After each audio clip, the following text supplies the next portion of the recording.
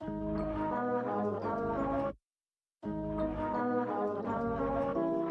in the world, but not of it.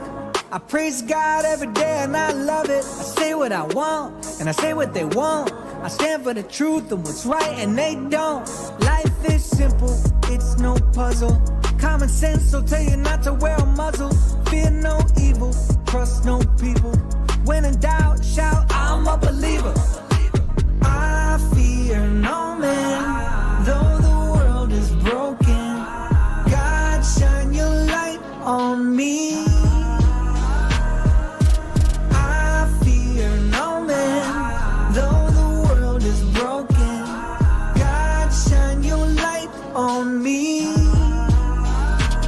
I offend everybody, the left, right, in the middle. Blame my parents because I've been this way since I was little. It used to be normal, now everybody praying to crystals. No wonder why it's so easy for the devil to trick you. They treat you like dogs, hitting muzzles all on your faces, forcing kids to wear them in schools. Doesn't this seem outrageous? They ban Bible scriptures on TikTok. Let's go to Target! Let's go to Target! Need some PlayStations! Let's go to Target!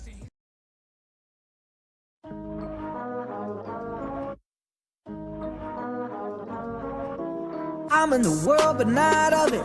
I praise God every day and I love it. I say what I want and I say what they want. I stand for the truth and what's right and they don't. Life is simple, it's no puzzle. Common sense will tell you not to wear a muzzle. Fear no evil, trust no people. When in doubt, shout, I'm a believer.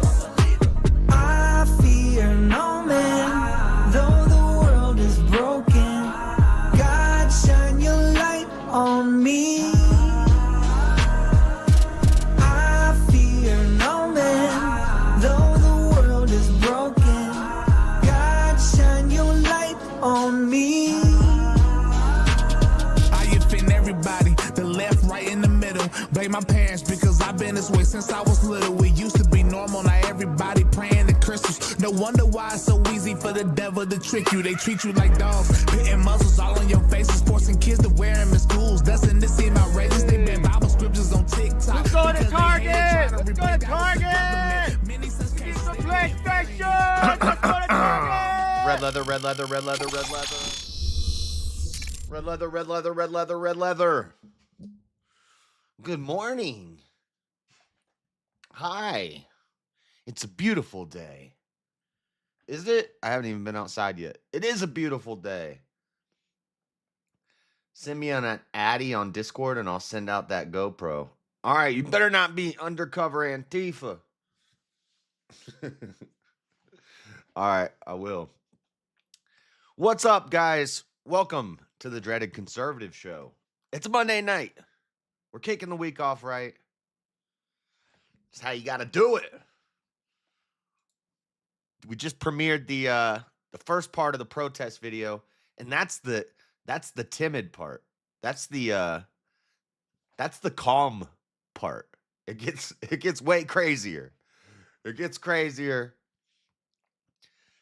I totally forgot about Squirtle. Did you hear? I said, "Oh, you're a Blastoise now. She evolved." Dude, that was like, oh man, it's crazy. They put like the overweight, the elderly, the women, the mentally disabled on the front lines. That's how Antifa rolls. That's how they roll in Antifa. Whoa, watch out, pumpkin. Speaking of pumpkin, check it out, guys. We got the pumpkin. We're going to be carving this thing this Saturday night. Saturday night, fight night. We're going to carve our Charlie Kirk pumpkin. And look, I got the PC. I changed the colors. It's spooky Halloween PC. Hold on, I got to turn these lights on. There we go.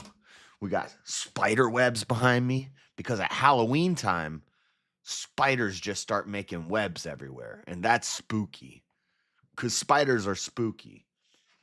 And look at the little screen. Watch the little screen. There's Mike Myers, Jason, and Freddy. There's Jason in my screen. What's up, Robert?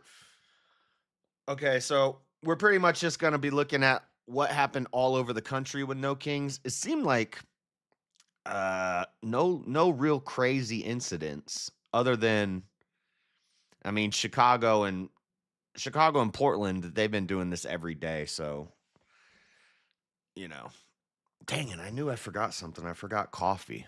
Once we get to a YouTube video, I'm going to run and grab some coffee. But,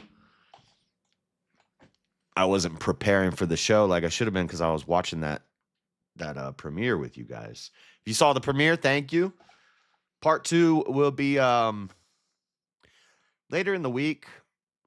Probably, I might have it premiere Friday before VK starts, and then I'll raid you. I'll have a stream going when VK starts. Or if I'm still sleeping, I'll just raid you guys to VK, and then I'll jump on my own stream a little late, depending on what time, how much sleep I need. But anyway, part 2 is coming soon. So for today's show, not a lot of news this week. It's been a slow news week, I think, because everybody was covering these protests mainly. But we do have some other stuff. We got a little pop culture story. TwitchCon. Some girl named Emiru. I know who she is. I don't watch her or anything. She's kind of cute, but she cusses like a sailor. I don't like a woman with a dirty mouth. You got to have a clean mouth. Anyway, I could go a lot of directions with jokes about that. But anyway, little pop culture YouTube streamer drama went down at TwitchCon. This girl got groped by a weirdo, which is like 90% of the Twitch audience. So, play stupid games, win stupid prizes. What do you think's gonna happen when you go to TwitchCon? Oh, you getting drugged and you getting graped. What else? Oh, there was one other story. Oh, yeah. Last week we talked about the peace treaty between Israel and Hamas, and literally the next day, actually, I think it was on Monday. I didn't talk about it last week because it was like breaking news. Hamas decided to publicly execute a bunch of civilians as soon as the peace treaty was. It's like as soon as Israel says we're not gonna, we're gonna do a ceasefire, Hamas just starts killing civilians in the street. Interesting, huh? But everybody wants to side with terrorists nowadays. That's the cool thing to do. Yeah. Twitch is trash. Yeah, we'll touch on that a little bit. Not much. It's not like a long story. Really, the majority of our first segment is just gonna be looking at No Kings across the nation. Hold on, this camera's weird. There we go. Okay. And then we got rapid fire news and all that stuff. For the last segment, it was like a last minute thing. I actually have a meme in the meme thing. When I was putting the memes together, I saw a meme and I was like, I've never talked about this before. Atlantis. We've never done a show about Atlantis. So I didn't take a lot of time to put it together. I just grabbed a couple articles and some videos. We'll watch some videos, but it is interesting. I'm kind of spoiling, but I mean, it's not like this is new. If you saw the Joe Rogan episode, the Eye of the Sahara. What's it called? The Rigmark? It's in my notes. The Rigum structure. The Rishat structure. The Rishat structure. The Eye of the Sahara. Is it the location of the lost city of Atlantis? Just a little something interesting. It's just a fun, interesting story for the last hour that we'll watch some videos on. But for now, I gotta move my soundboard because there's a pumpkin in the way. I got a pumpkin in the way of my soundboard. Let's get into the show. Okay. No kings across the country. So,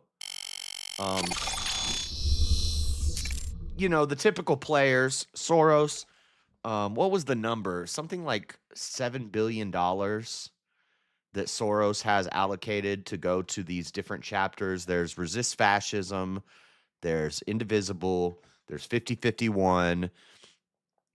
There's a long list of these groups. If you want better, coverage of the funding and where it's coming from and all the different groups and stuff, I'd recommend Nate Friedman, his channel. He's doing really good journalism on figuring out who runs these groups and stuff like that. He lives in New York, and that's like one of the hubs of this activity is in New York. So he can always be out there like every day and talking to these people. I'm in Salt Lake City, so we get what we get and we don't throw a fit. Secret underground dinosaur city? No, we're not talking about that. We're talking about Atlantis. They might have had dinosaurs too, though. But anyway, Salt Lake City, if you watch the premiere of the video just now, after the last No Kings protest, 5051 cut ties with Utah completely. There is no more 5051 Utah chapter. They're the ones who organized the last No Kings protest. This one was organized by Indivisible. Spoiler alert, they're the same thing with two different names.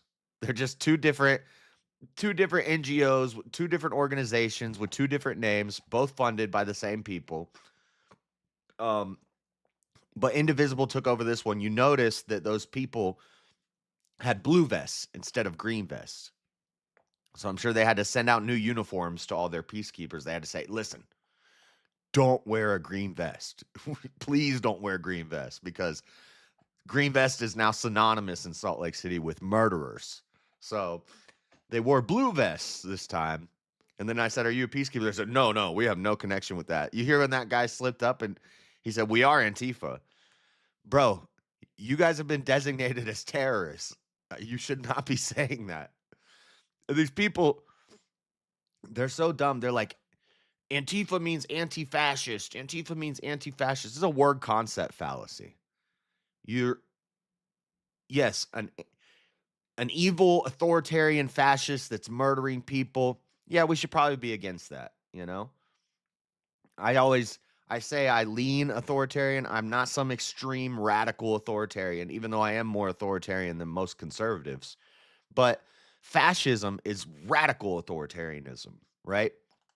And if we had a real fascist, taking over America, then I'd probably resist it. I don't know if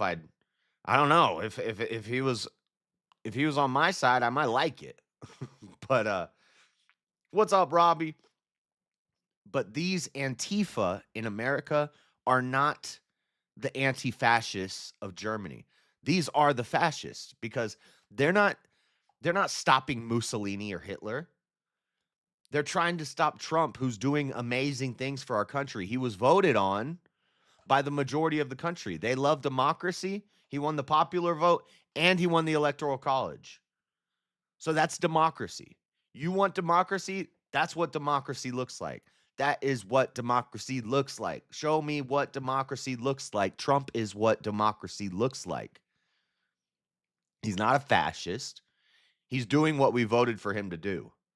Immigration, economy, and listen, prices went down a little bit.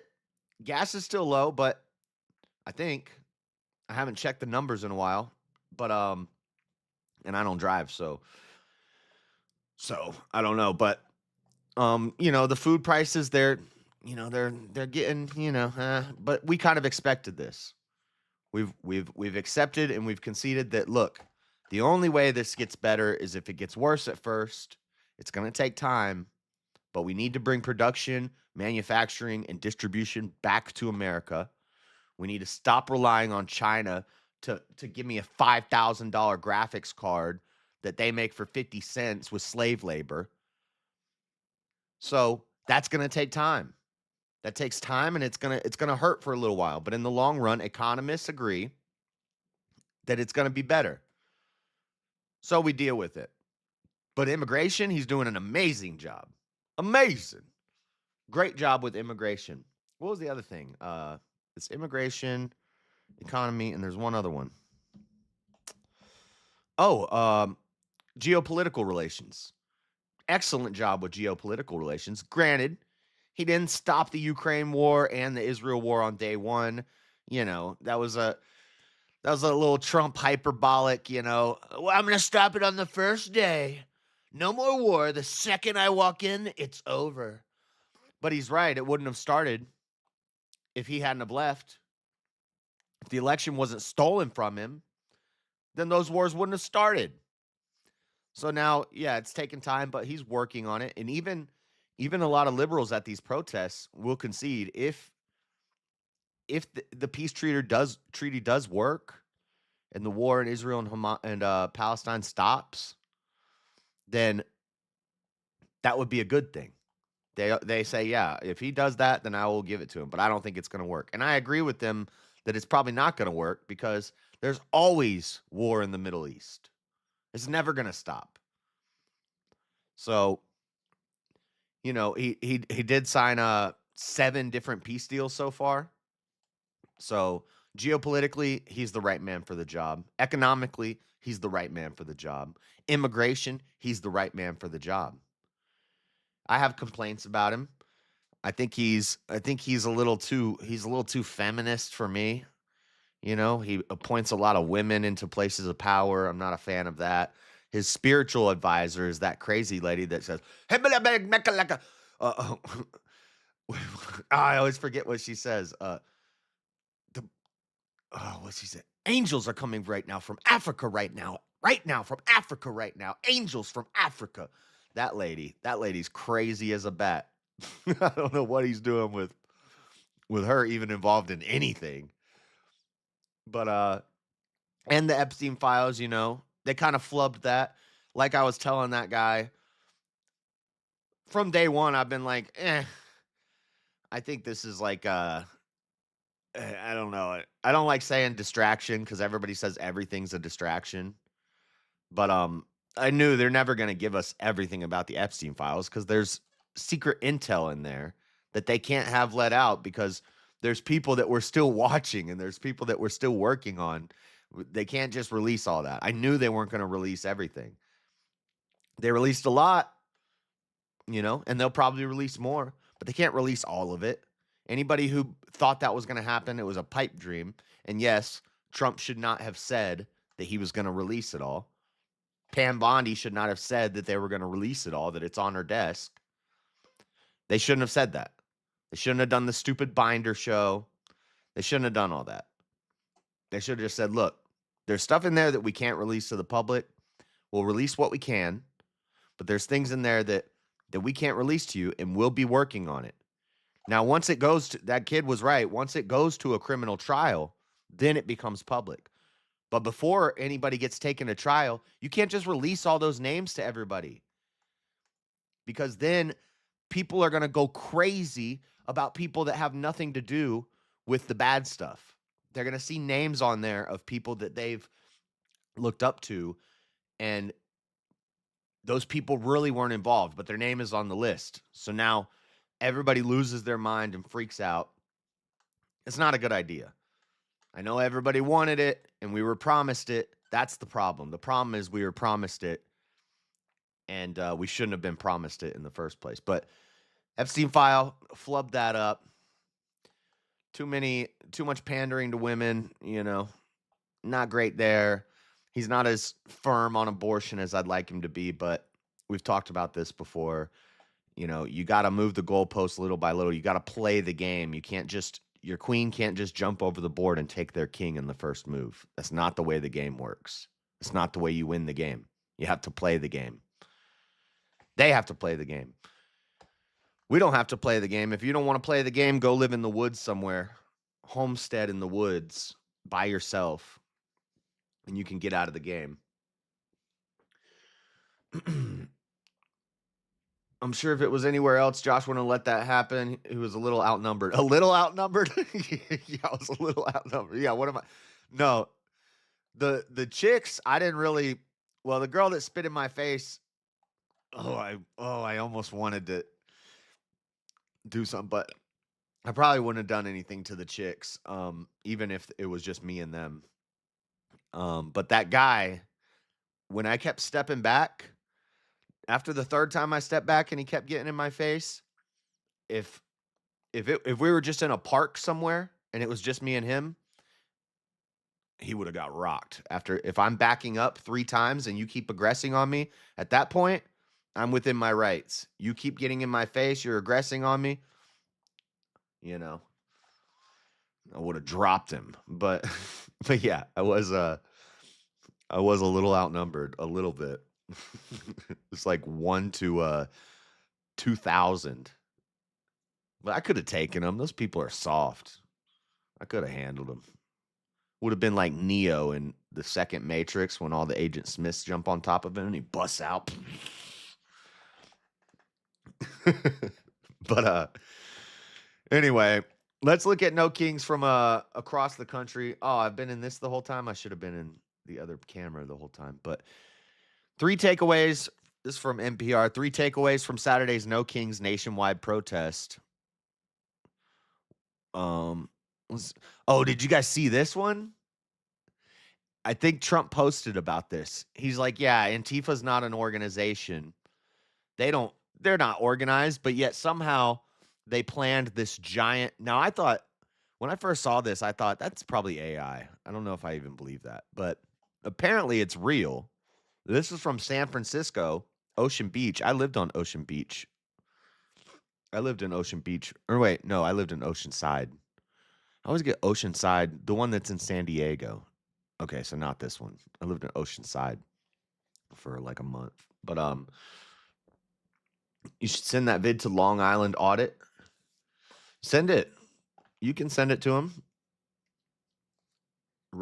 Share it out. Share it out. If you know people that like to review that stuff, send it out to them. But wait for part 2, because part 2 is even crazier. That was like the peaceful part. But they did this on the beach. They organized all these people. They had drones set up, guiding the people and ready to take the pictures. Yeah, but it's not an organization. No, it's just a grassroots. These are just people that love America. Yet this thing was planned. Interesting. He was spit in the face too. Yeah, that's in the next one. You'll see that in the next one. Unfortunately, my phone died right after that happened, so there's like an hour more that I didn't record. Because after that girl spit in my face, I stood on that corner and talked to those people for like an hour. Let's go build a giant Trump sandcastle. And just have everybody stand out there, King Trump. Just to piss them off. One of the biggest days of protests against Trump's administration policies happened on Saturday in cities around the U.S. The overriding theme of the marches was the accusation that President Trump is behaving more like a monarch than an elected official. But he was elected, and he's doing what we want him to do. It marked the second massive wave of protests organized by No Kings, a network of progressive organizations fighting against Trump's agenda, funded by George Soros. Organizers said about 2,600 No Kings events were planned across nearly every state, and that it projected a bigger turnout than the 5 million it said attended its previous nationwide action in June. I'd like to see a head count. I don't know how they're doing these head counts, by the way. Energized by a slew of actions taken by the administration since the summer protests, the group cited widespread immigration detentions carried out by often masked immigration and custom enforcement agents, the administration's aggressive slashing of federal education resources and environmental protections, gerrymandering, and other concerns. I didn't hear anybody talking about gerrymandering. Aren't the Democrats the ones doing the gerrymandering now anyway? They're doing it in Utah. They're doing it in Texas. They're doing it in California. Well, no, Texas, it was the right doing it. But California and Utah, Dems are trying to gerrymander. So the 3 main takeaways: united in protest to protect America. Yeah, you guys are really out here protecting America. Yeah, put all the retards and the overweight women and elderly people on the front lines. Good idea. Protect America. Protesters showed up to oppose a wide range of issues, including the administration's immigration tactics. Awesome. And its push for federal and military intervention in Democratic-led states to tackle crime. Based. The people in those cities are praying that Trump will send him in. I watched a video the other day from Portland. It was Cam Higbee. Was it Cam or was it? No, it wasn't Cam. It was James Klug. James Klug was out in Portland, and he was talking to a guy who lives there, and the guy's like, they've been doing this for months. Every day, a school shut down. The ICE building is right by a school. The school had to shut down. They had to move the school to a new location, move all the students to a new location because the school shut down because these people are out there every day and they're attacking ICE agents. In the next part of the protest video, you'll see somebody fact checks me when I say attacks on ICE agents has gone up 1,000%. And he fact checked me. He's like, that's not true. Would you just make that number up? Like Trump makes numbers up. And he like gaslit me. I was like, I think it's true. Maybe, am I wrong about that? And then I came home and I fact checked it. Sure enough, I was right. Department of Homeland Security, the FBI, NPR's reported on it. Crimes, violent assaults against federal agents has increased by 1,000%. So I was right, as usual. In Washington, D.C., demonstrators filled Pennsylvania Avenue near the U.S. Capitol, many holding signs that read, "No kings, no tyrants." Many wore yellow, a color organizers said is to show unity. Yeah, they all look like Proud Boys. It's weird. It's weird they picked Proud Boy colors for their color now. Uriah Kitchen of Delaware, who attended the protest with his son Elijah. Good idea. Bring your children to the place where violence happens. People run around naked. Bunch of degenerates shouting nasty stuff. Take your kids to that. It sounds like a great day out for the family. Senator Bernie Sanders of Vermont, an independent who caucuses with Democrats, addressed D.C. protesters in remarks, slamming tech billionaires who said have become richer and more powerful since Trump became president. Sanders singled out Elon Musk, Jeff Bezos, Mark Zuckerberg, and other multi-billionaires who were sitting right behind Trump. He used to attack millionaires until he became one. Once Bernie became a millionaire, then he had to go after the billionaires. And he loves those guys. He loves those guys. He's just doing that to look good. I'm out. Hogs rule. Hogs. Where are you going, Robbie? What the heck? Why don't you ever come on any dang? Probably too late for you. He probably in bed. How's that government shutdown going, mailman, Mr. Mailman? I know that doesn't affect you, but well, you still got to go to work, right? On the West Coast in San Pablo, California, Maria Floriano attended a No Kings event with immigration on her mind, wearing a hat and a shirt decorated with butterflies. Oh, she compared immigration to butterflies and said migration is beautiful and an act of courage. Do butterflies migrate? How far a dang butterfly migrating? We want them to know that there are people fighting for them, and not everyone feels they're not welcome here. Floriano said. Floriano, where you from? We need to check your papers. Trump administration and Republican lawmakers weighed in. Mike Johnson slammed Saturday's protests as a hate America rally. Facts, that's what it is. They just hate America. And I saw that while I was there. I kept asking them, who's a better choice than Trump? Now or back then when we voted? Back then it was 9 months ago, but who was a better choice? They all say, none of them. We don't like any of them. Okay, so what do? Burn the system down and rebuild it from the ground up. How are we going to rebuild it?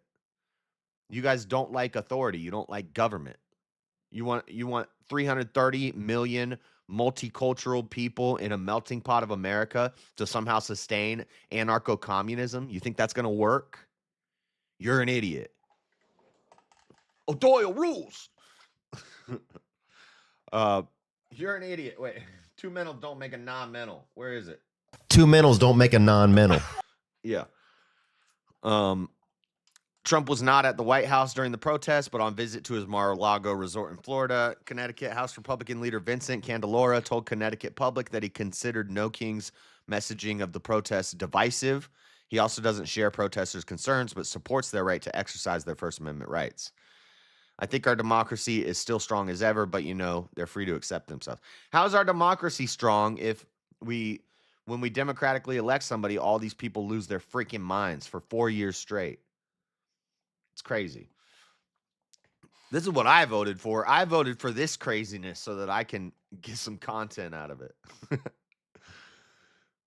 Peaceful protesting with song and dance. Yeah, everybody had these stupid inflatable costumes. I don't know what this is about. I feel like they were. It's just like 90% of them are just brainless bots that are just like, ooh, protest. Ooh, yay. What are we protesting? I don't really care. I get to wear my costume. Halloween's coming up. I get to wear my inflatable Pokemon suit. I get to wear my inflatable pink unicorn suit. I've been waiting to wear this. It's been a while since there was a furry convention. I love an excuse to wear my pink uniform inflatable costume. Now, in places like Portland and stuff, these costumes are actually have a practical purpose, which is it reduces the impact of the pepper balls. Like if you could play paintball wearing one of those suits, it would hurt way less. You get shot by a pepper ball with one of those, it doesn't hurt as much, and it keeps the gas from going into you. That's why that one cop ran up and sprayed the OC spray in the air vent. Oh my God. That was funny, but also like that person could have like died because the air vent sucks in the air from outside and blows it into the suit. You would have been in like a gas chamber if when they sprayed that OC in the suit. That was probably rough. And look, see, I told you they make signs with Swazis on them. See that? I've never made a sign with a Swazi on it. I've never drawn a Swazi. I've never had a Swazi sticker. I've never printed a giant Swazi out and then glued it to a sign while I was doing arts and crafts. But they all have. It's kind of weird. In Macon, Georgia, I went to jail in Macon, Georgia once. Protests belted "The Story of Tonight" from the musical Hamilton, a song about the importance of sacrifice and solidarity today for the sake of freedom tomorrow. Okay. Thanks, NPR. NPR is garbage, dude. Like, 3 main takeaways. It's like, what kind of article was that? NBC, I got this just because they have like a little picture collage here. No Kings protests held across the U.S. and overseas to demonstrate against Trump administration. Crowds gathered Saturday in cities across the United States. No Kings rally, blah, blah, blah. Let's just look at some of the pictures they got. This guy made an airplane costume. There's so much crafts. You see this sign, "No Kings, No Fascists," that this guy has, or this thing has? These signs are given out by an organization. They're called Resist Fascism. Nate Friedman has talked about them and where they get their funding in one of his recent videos. But like this person didn't make this sign. They got this sign. You know it's an organization when you show up and they have a bunch of signs set out for you to grab. What else we got? Massive crowds take the streets. We got videos coming up. Fired U.S. Agency for International Development Workers also joined the No Kings rally at the Capitol, including Amanda Notaro. Notaro, 41, of Washington, told NBC News the common adage is that 50% of the country voted for this, but 50% of the country didn't vote for a government shutdown and the dismantlement of the government and services that people rely on. They shut down the government every couple of years. We covered a government shutdown not too long ago. It was 2 years ago? They happen all the time. But this is shaping up to be one of the longest ever. We're on day 20 or 21 right now. We will do some updates on the government shutdown in rapid fire news. So stay tuned for that. Here's the old Handmaid's Tale costume. because apparently we're going to lock them all in grape cages to make babies. Right. Nobody wants to grape you, old lady. Nobody's trying to have babies with you. Just because we don't want to kill babies in the womb doesn't mean we're going to lock you in grape cages, okay? Calm down. In Chicago, high-profile clashes between residents. I'm just looking at these pictures. This lady looked like she got in a fight. Who's she getting in a fight with? She got 2 black eyes and a busted nose. Probably her husband. Her husband. He's probably an illegal immigrant. Okay. Just looking at the picture. Oh, look at the doggy. Dalmatians are vicious. I think it's animal abuse to take your animals to these protests. I saw one with Caitlin Bennett. Also, in the video, no, I wasn't trying to dog on Caitlin Bennett, but that girl came up to me and she's like, I heard he poops his pants. Did you poop your pants, Mr. Poopy Pants? That's something they say to Caitlin Bennett because of the rumor that was spread about her a long time ago. So they always call her, they always at the protest, they always say, oh, did you poop your pants, Caitlin? She said that to me. And I was like, I'm not Caitlin Bennett. Like, what do you think? Do you think I don't know if that girl just doesn't understand maybe she saw some Caitlin Bennett videos and she saw them calling her poopy pants. So the girl thought that was just something you say to people like me and people like Caitlin. But it's not. I guess she doesn't know the story of what she's saying. But anyway. Caitlin Bennett had a video where she was at a protest in Florida, and this lady had dogs. And she's like, you're scaring my dogs. Get away or my dogs are going to bite you. And she starts grabbing the dogs and pulling them back. The dogs were chilling. And she's like, you're scaring my dogs. And everybody's blowing whistles. And Caitlin said exactly what I was thinking. Like, the reason your dogs are scared is because people are swarming around me and blowing whistles very loudly. Caitlin started talking to this old man in like a wheelchair, and they start blowing whistles like right next to his ears. That is battery. That's a crime in some states. You can't blow loud noisemakers in people's ears. And there's the No Kings, yes on 50. Giant rainbow flag. Oh, we're playing games. It's like we're in school again. Yay. Inflatable Trumps. Like, who has this costume? Who made this costume? Where do you get this? Not a paid protester. I hate Trump for free. Yeah, okay. That's in Memphis, Tennessee.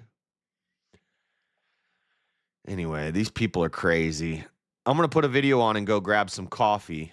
Some high-profile Democrats are joining large crowds in several big cities, including Washington, D.C. Here's Fox reporting on it. I'll be right back. Just watch this for a second. For the No Kings anti-Trump rallies. Republicans are dismissing the demonstrations. House Speaker Mike Johnson calls them, quote, hate America rallies. Madison Scarpino is live in Atlanta from a rally site there. Hi, Madison. Hey, Rich, we are about 2 hours into this Atlanta No Kings rally, and organizers say the goal is, quote, keeping democracy intact. I'll step out of the way to give our viewers a look at just how big this crowd is. People are shoulder to shoulder. They're waving signs. They're getting fired up as these guest speakers are talking, and organizers say they're expecting up to 10,000 people here today, which is checking out as of now. And this is just one of the more than 2,500 rallies planned nationwide today. Like, I watched some of this morning. This girl's like, they're shoulder to shoulder. It's very packed here. This one is not even that packed. This is Atlanta.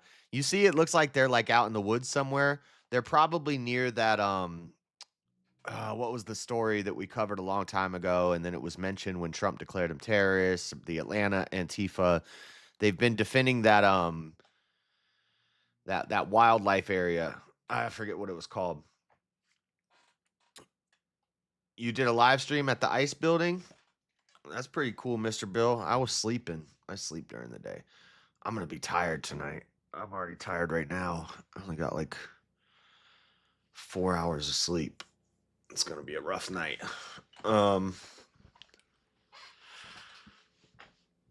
Let's go back to this. In Washington, D.C. Here's a live look at the protests there. And several high-profile Democrats are attending amid the government shutdown. That includes people like Senators Chuck Schumer, Bernie Sanders, and others. And overall, people attending these rallies say President Trump is acting more like a king. They believe he's abusing his power, specifically citing recent ICE arrests and National Guard troops in U.S. cities. But lawmakers on both sides of the aisle have very different opinions about these protests. We refer to it by its more accurate description, the Hate America rally, okay? And I'm not sure how anybody can refute that. What you'll see this weekend is what patriotism. Is that the guy that pulled the fire alarm? Is that Cory Booker or no? Oh, I had to microwave my coffee, so it just finished. Hold on. Looks like people showing up to express opposition to the extremism that Donald Trump has been unleashing on the American people and Donald Trump's failures. We're going to be keeping an eye on all of the rallies going on across. Extremism that Trump released on the American people. This is what we voted for. We want this. Clean up the crime. Get the illegals out. Seal up the border. We voted for this. Yes. Now, we wanted cheaper groceries, but, you know, you gotta suffer a little bit if you wanna benefit later. Across the country today, looking out for any potential clashes, as governors in both Texas and Virginia say that they have their state's National Guard ready in case that they're needed anywhere. Rich. We'll see how it goes. Madison Scarpino live. Thanks, Madison. On Saturday, thousands of Texans gathered. So that was Fox. Let's see what KVUE is saying. This is Austin. This is a minute 30. I had to microwave my coffee, so it's done now. I got to go grab it while this plays. Again, I'll be ready. For the No Kings rally, and it was part of a nationwide day of demonstrations there to protest against the Trump administration. Organizers of the Austin protest believe more than 20,000 people took part in this event. After a peaceful rally at the Capitol, well, the crowd marched down Congress Avenue to Auditorium Shores, where there were more speeches, performances, and community organizations gathered to talk with participants about local causes. I mean, I just love that people are celebrating democracy. I think it's about time we come together and fight this fascism and, you know, no kings in America. So I love people's energy and everybody being out here to fight for democracy. Governor Abbott deployed Texas National Guard members to Austin to respond to any potential threats, but her crews did not see them on the streets. But Austin police did have a presence throughout Austin downtown, and you can see Chief Lisa Davis was one of the many officers working to keep everyone safe. Officials say they did not make any arrests, and they are thanking everyone for just remaining peaceful. Dozens of cities across the nation hosted No Kings protests, including several cities here in Central Texas. Our viewers sent us these videos and photos from Dripping Springs, people gathering in Veterans Memorial Park there next to 290. Protesters in San Marcos marched on Hopkins Street in front of the Hays County Courthouse. It was a peaceful day here in Austin, Texas. More than 10,000 people marching from the Texas Capitol through. Okay, what else we got? Oh, so this is about Utah. So I wanted to see if I made it on the news and stuff, because there was a lot of people with cameras and stuff. That one guy that was asking me about the shooting, he had a camera on a stick and he had like a microphone on a stick, and he was like interviewing me, and I wonder what he was reporting to. downtown, joining hundreds of thousands of others across the country on this No Kings Day. Governor Abbott mobilized the National Guard to watch for any signs. Okay, this is Texas. Every single morning, this is Utah. Pledge allegiance to the flag. And you know how so this is the one I was at. He just said every single morning my students pledge allegiance to the flag, and somebody started booing. These people are evil. They hate America. They go, I pledge allegiance to the flag. But then at the end, they always get louder. With liberty and justice for all.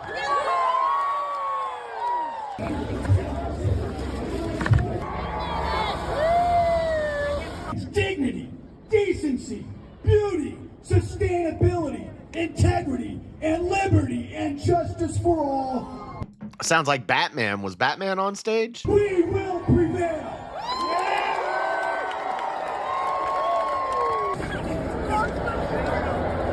Great place for children. I can't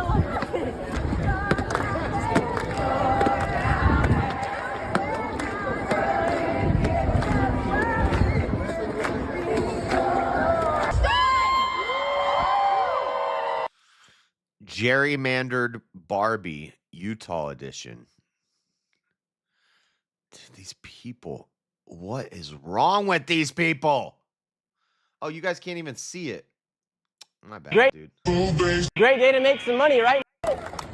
Every single morning. Hold on, I'll fix it. Dignity, decency, beauty, sustainability, integrity, and liberty. I can't. Anyway, that's about it for that one. Make ICE face justice. Another No Kings protest is planned for tomorrow. She almost said prostitute. Another No Kings prostitute. You hear that? She almost messed up there. Another No Kings protest is planned for another No Kings prostitute. tomorrow at the Utah State Capitol, as we mentioned. Because of that shooting, organizers say they understand why some people might feel uneasy about it. New specialist Alex. This is an interesting report. So they're talking about the last No Kings protest and the shooting in Utah and how people are nervous to go. Let's listen and hear if they mention any names of any suspects. It's been 4 months and they still won't say the suspect's name. He hasn't had any charges pressed against him. See if they mention the suspect. Alex Cabrero shows us what's being done to try to make people feel safe. Now, organizers know a lot of... You know, one way that would make people feel safe is if you arrested the person who murdered a guy. People who would want to come to tomorrow's protest might not do so because of that shooting that killed a man during the last No Kings protest a few months ago. No doubt tomorrow it will be on everyone's mind. No, the shooter who murdered a man. Minds, but organizers say they're doing everything possible to make it safe. Where is he? Where is he?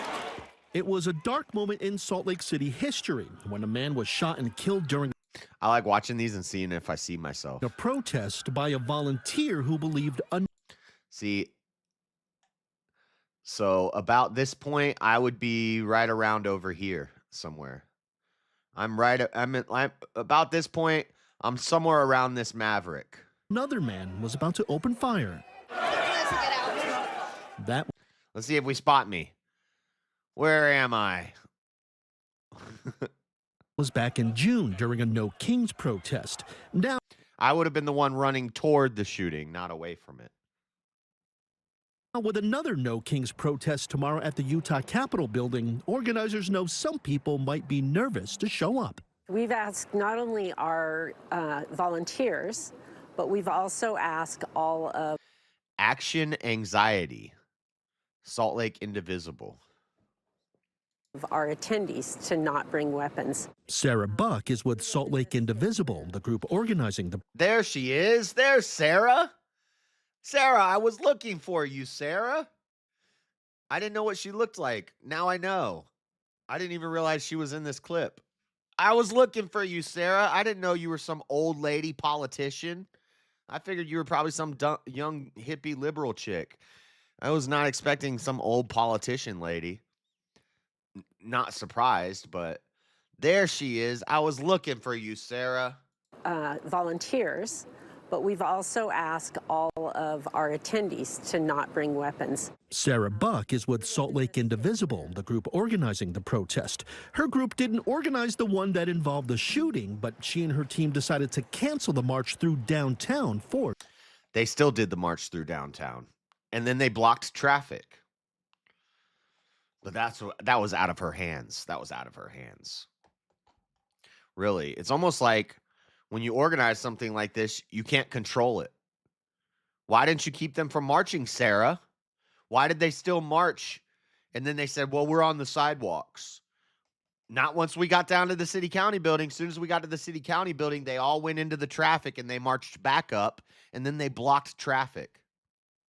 For tomorrow's protest. And they did that when there was no permitting. So that means there's no police. When they do permits for these marches, it's a huge waste of our taxpayer money because all the cops have to come and block off that road.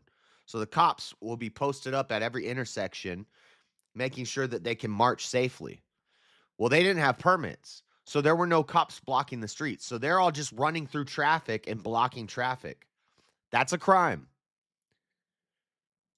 Realize that. I wonder if she was even there. Probably not. I think she might have been up on the stairs, but there's no way I could have got to her. There was still a lot of trauma around that event, and we would have been, it was the same route. Without a march, organizers. The trauma is that nobody's been held accountable, Sarah. Say they can focus on safety for just the rally, including de-escalation training. And then we also did a 4-hour intensive workshop on. Oh, look at this. I almost said the F word. Look at this bundle of sticks. Look at this fascist. He's got a dang septum piercing. Oh my God. We did a safety training. Guys, we're going to do a 4-hour safety training. There you go. De-escalation tactics. Did you hear how they walked up to me? They said, and then in the next video, you're going to see 2 of them come up to me and they keep telling me to move. They're telling me, move. You need to move. You need to get off the sidewalk, stand in the grass. I said, I don't want to stand in the grass. I pay taxpayer dollars for that grass. It's nice grass. I want to stand on the sidewalk. No, you need to step off into the grass. And I backed up, and then I'm like in the grass, and they keep telling me to back up. And I was like, no. You asked me to stand in the grass. I'm in the grass now. I'm not going to keep moving. Why are you trying to control my movements? Why are you surrounding me and trying to tell me where I can stand and where to move? And also, how are those blue vests going to tell me I'm just here to make sure you're respecting this event? I don't have to respect this event. I don't respect anything at this event. And I was even being nice, and I said, I respect all these people. I lied. I don't like to lie. Men shouldn't lie. Men should be honest. But I lied in the heat of the moment, and I said, I respect all these people. I lied. I didn't respect a single one of those people.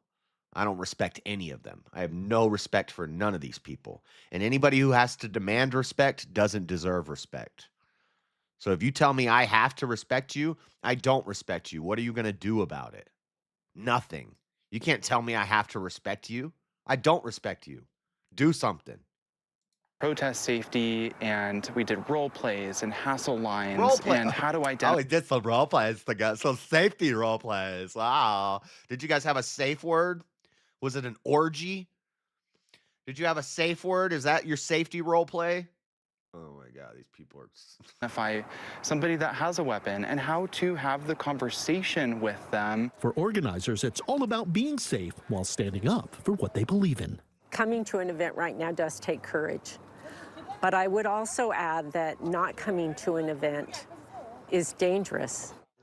This protest is one of about a dozen. Not coming to an event is dangerous. What? How does that make any sense? Planned for all across Utah and hundreds all across the country. In Salt Lake City, Alex Cabrera, KSL 5 News. At GovX, we serve those. All right, so there's Utah. We got one more video. This is from Sky News, and this is, I love Sky News. I know Sky News has done some grimy things to some people, and a lot of people don't like Sky News, but I think they're funny.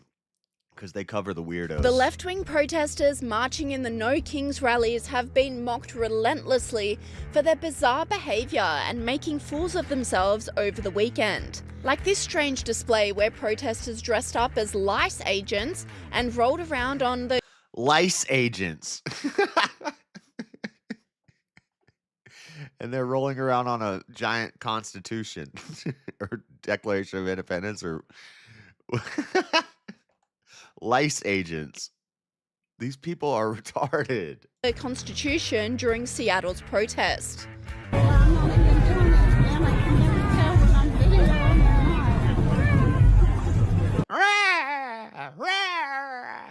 You got Uncle Sam hitting them with a sign. You got the Statue of Liberty spraying them with bug spray. What the hell is wrong with these people?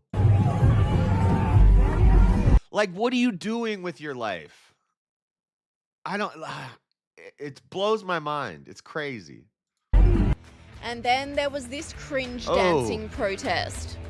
Oh, a flash mob. We got a flash mob. We got a bunch of old lesbians dancing together. Ain't no king, ain't no king in the USA.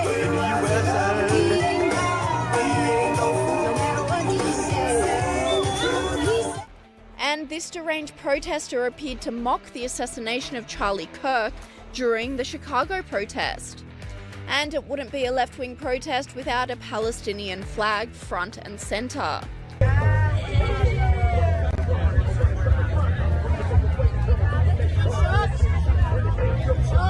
That's a giant flag. How's he holding that with one hand? Oh, it goes all the way to the ground. Okay. It looked like he was just holding it, but it's... Oh, yeah. You guys love Palestine. Oh, okay. Yeah, it goes all the way to the ground. There was just black tape. It looked like it ended right under his hand, and I was like, the physics of that does not make any sense. How is he holding that? But it went all the way to the ground. Journalist Laura Loomer said, No Kings protesters are waving the Palestinian flag today in DC as they protest Trump, further proving their lack of principle. President Trump has just ended the war between Hamas and Israel, so why are they protesting for Palestine? Paid puppets. They should be thanking Trump. It said no kings, no cults, no clowns. And it had a MAGA hat. We're the ones in a cult. This is cult activity. If these people told you to drink the Kool-Aid, you would drink the Kool-Aid. If Trump told you not to drink the Kool-Aid, you would drink the Kool-Aid. In fact, that's what we need to do. We need to just get a bunch of Jim Jones Kool-Aid, right?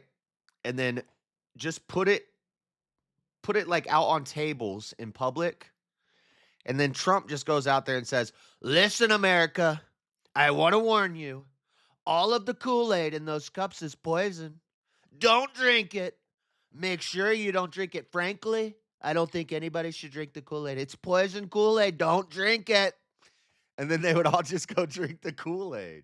And then we'd problem solved. Not protesting him. Bizarrely, the protest made its way to Canada too, despite a desire to distance themselves from US politics. No Trump, no KKK! No fascist USA! Joe Biden was mentored by the Grand Master Wizard Dragon of the KKK. What are you talking about? There's currently, last time I checked, there were 3,300 active KKK members in all of the United States of America. That's like 0.01% of the population. You have a bigger chance of dying of the Kung Flu than you do of ever meeting anybody in the KKK. There's like one town in Alabama where you might meet somebody in the KKK. And guess what? They probably vote Democrat. And guess what? They're probably LARPers who play Dungeons and Dragons in the basement and wear costumes and stuff. They're these people. The KKK is not so... Dude, it's so crazy that people like fearmonger about the KKK. I'm a white boy, and I've been in some dark places, and I've never met a KKK person. I've tried to interview KKK people. Can't find them.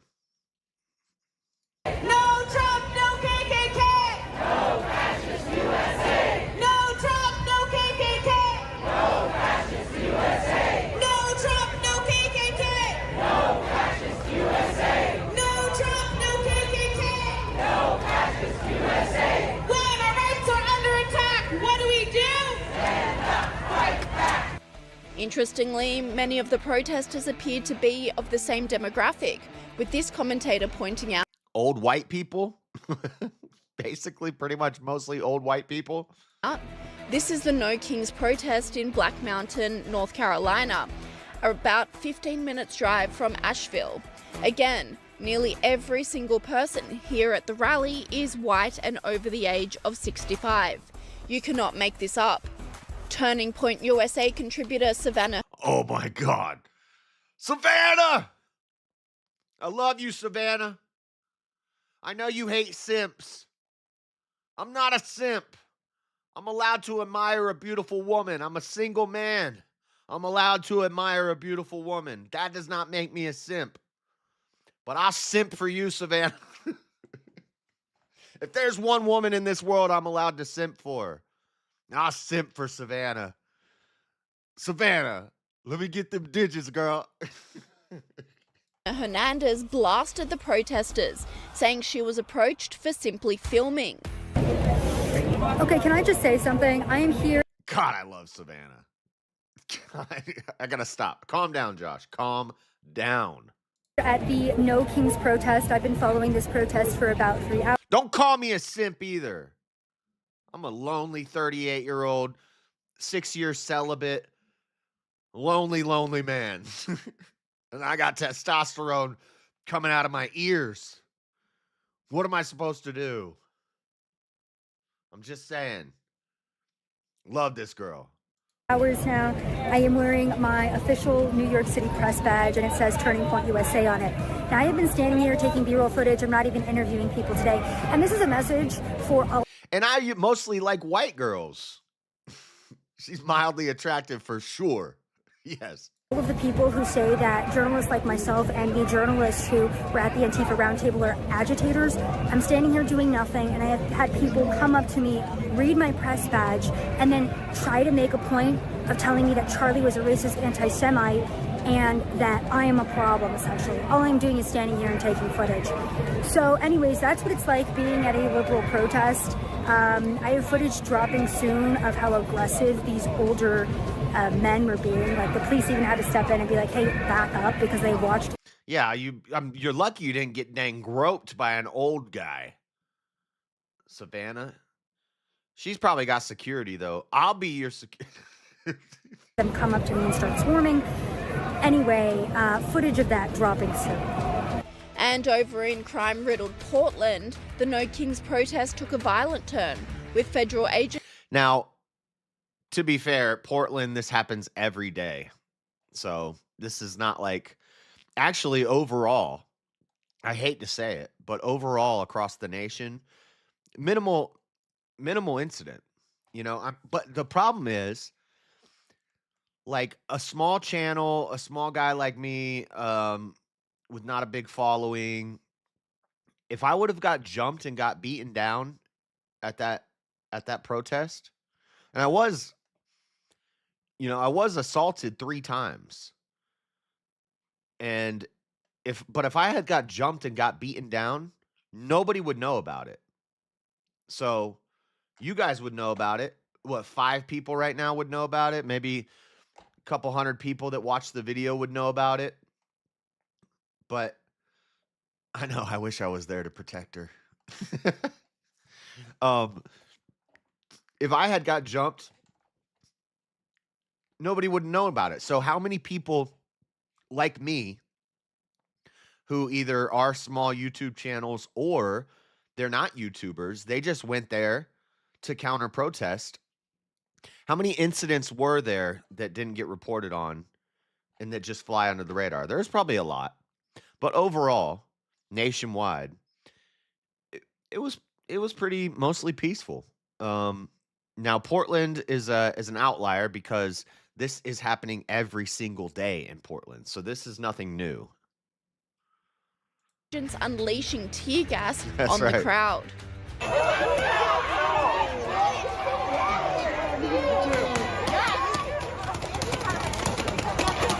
my God!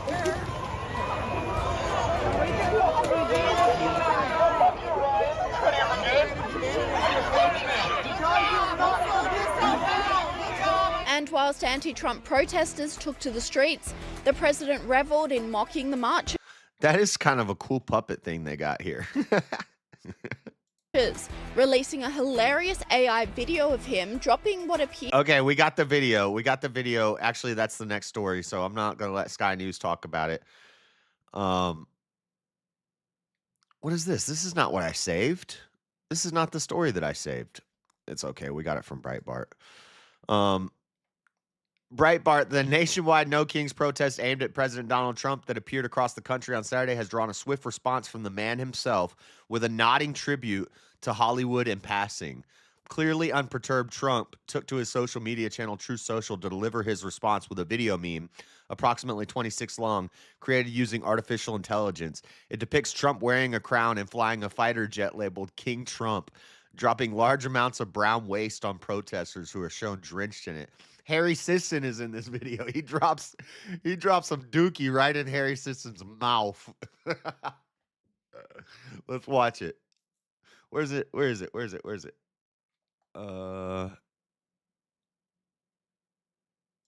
Is it on? Does CNN have the video? Where is the video?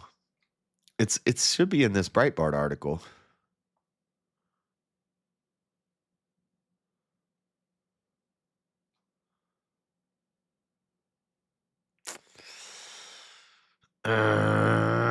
It's not here no more. Hold on a second, I'll find it.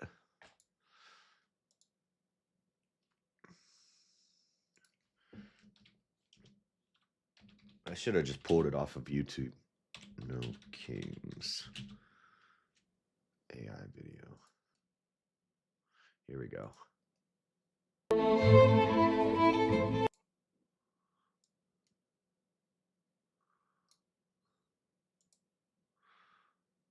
Okay, the music's going to get me copyrighted, which is some BS. It's only dang 20 seconds long, but here we go.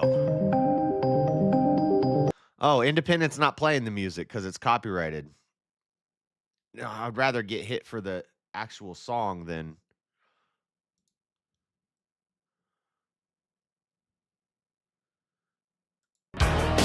There we go. I'd rather get copyright by the actual song instead of the Independent, who would still also copyright me. So we'll watch it from we'll watch it with the original music. I went through the danger zone. King Trump.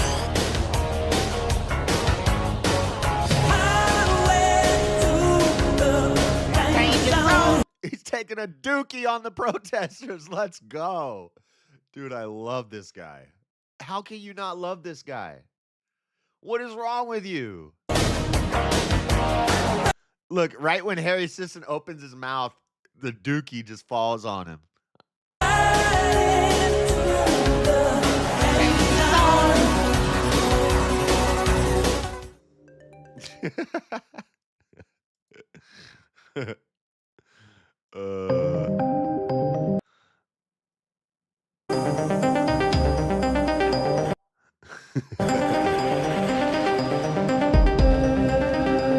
Nice.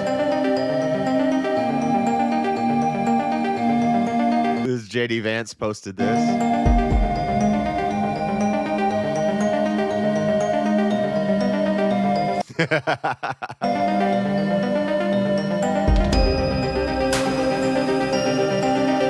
I have this in the memes, and it's when they were all dressed in African garb and they were all on their knees. That's so funny.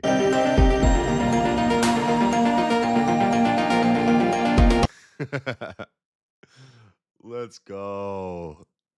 Epic. Epic. AI sewage.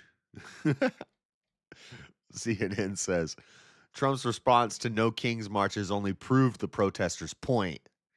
AI sewage dropped on the protesters. Wow. Really, Trump? Wow. Donald Trump and his entourage responded with mockery to the weekend. You'll see it in the next video. I say that to him at one point. I'm like, do you guys realize this is a joke? This is a big joke. Trump is going to get on social media and he's going to say, they call me a king. I'm not a king, but they call me a king. Where's this king? Thank you for stopping the king. And then they're all like, that was a good Trump impression. Vance's troll on Blue Sky, a site popular with liberals. Oh, he posted that on Blue Sky? That's so funny. Anyway, that's all we got on that. Overall, it wasn't a crazy violent event. You know, it was all right. Nothing too crazy happened. These people are crazy, though. This is going to happen every couple of months. So, whatever. It's content. Content gives us something to talk about, right? What else we got in the news? So, last week we talked about the peace treaty between Israel and Hamas. Literally the same day the treaty went into effect, Hamas started going out killing civilians in public. Let me find the video so I can start it playing so that this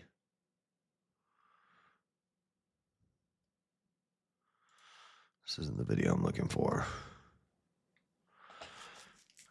Because I know they're going to try to show me an ad. This video contains content that may be confronting.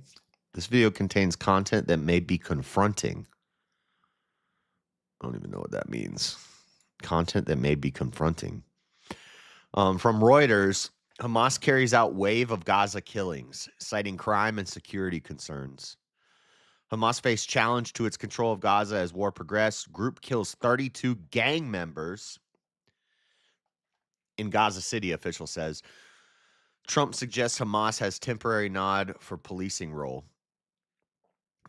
So what he's saying, I guess, as if Israel's not there no more, then Hamas has to police it because who else is going to police it? They're the ones who run the government over there. The problem is they're reporting that they're killing gang members, but other people are reporting that these are innocent civilians. So this is from Reuters. A greatly weakened Hamas has sought to reassert itself in Gaza since a ceasefire took hold, killing at least 33 people in a crackdown on groups that have tested its grip and appearing to get a U.S. nod to temporarily police the shattered enclave. And you know what? That sounds bad, but I think it's a good move because it's like, okay, you guys have been bitching and complaining about Israel doing a genocide. The left and the right, everybody wants to hate on the Jays. But let's see what happens if we do a ceasefire and we pull Israel out of Gaza. Let's see what Hamas does. And in fact, let's just say, I know. What the heck was that? I know Hamas runs the government out there. Let them police. And let's see what they do when they police it. You want to cry about a genocide? Everybody getting genocided. You want to cry about that? Let's see what happens when Hamas takes over your policing. Let's see how you like that. Gazans. Pummeled by Israel during the war ignited by October 7, 2023 attacks, Hamas has gradually sent its men back into the streets of Gaza since the ceasefire began on Friday, moving cautiously in case it suddenly collapses, according to two security sources in the territory. On Monday, Hamas deployed members of its Qassam Brigade's military wing as it freed the last living hostages seized from Israel 2 years ago. It was a reminder of one of the major challenges facing U.S. President Donald Trump's effort to secure a lasting deal for Gaza. As the U.S., Israel, and many other nations demand Hamas disarm. Reuters footage showed dozens of Hamas fighters lined up at a hospital in southern Gaza, one wearing a shoulder patch, identifying him as a member of the elite shadow unit that Hamas sources say was tasked with guarding hostages. One of the Gaza sources, a security official, said that since the ceasefire, Hamas has killed 32 members of a gang affiliated with a family in Gaza City, while 6 of its personnel had also been killed. Let me see. Let's watch this.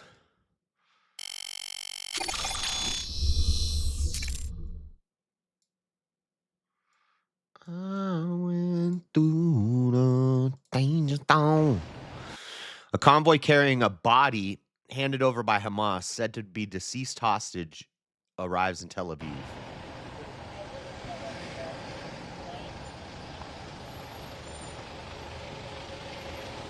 They got women soldiers. Oh, this must be Israel.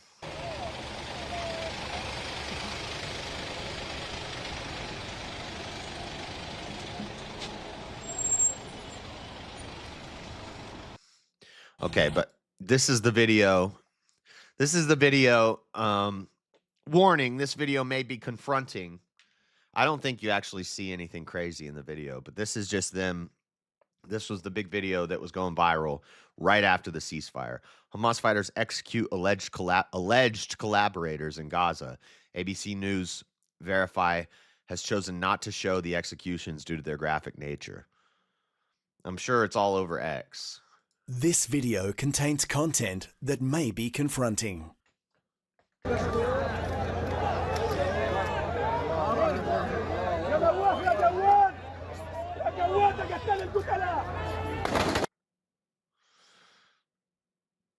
Right there in the street executing them. You know how horrifying that would be? Dang. Like in movies and stuff, when you see stuff like that, I couldn't just sit there on my knees.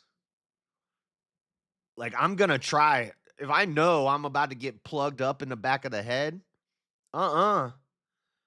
you'll take me while I'm fighting. I'm turning around and I'm coming at you. I don't care if I have no hands. I'm headbutting you. I'm biting you. I'm gonna be coming at you like a rabid dog. Either way, you're gonna die. Might as well, like, you're just gonna sit there on your knees. I couldn't do it. I don't know. That's crazy to me. Anyway, Hamas executes collaborators and lawbreakers in graphic scenes in Gaza. Extremely graphic video has emerged of what appears to be Hamas fighters carrying out public executions in Gaza as the terror group tries to reassert dominance over local clans and gangs that oppose it. And remember, guys, I always say this. Yeah, use your teeth. Yep.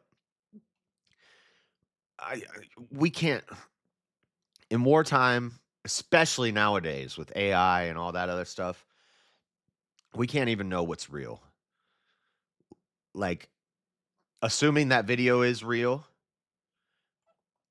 we can't, the reporting around it, we can't know that that's true. I don't know. That could be footage from 10 years ago. Who knows? Like, so all of this stuff is based off of the reporting that we have, based off of what we're shown. We can speculate, you know, we can theory craft, but you can't really know what's true anymore. So I take it all with a grain of salt. The world's a crazy place. I just report on it.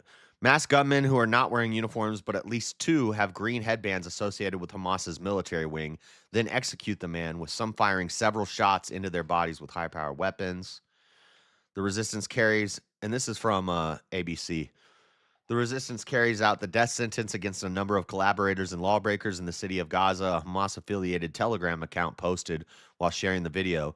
The office of Mahmoud Abbas, the head of Palestinian Authority, condemned the killings, while U.S. President Donald Trump said it didn't bother me much at a press conference.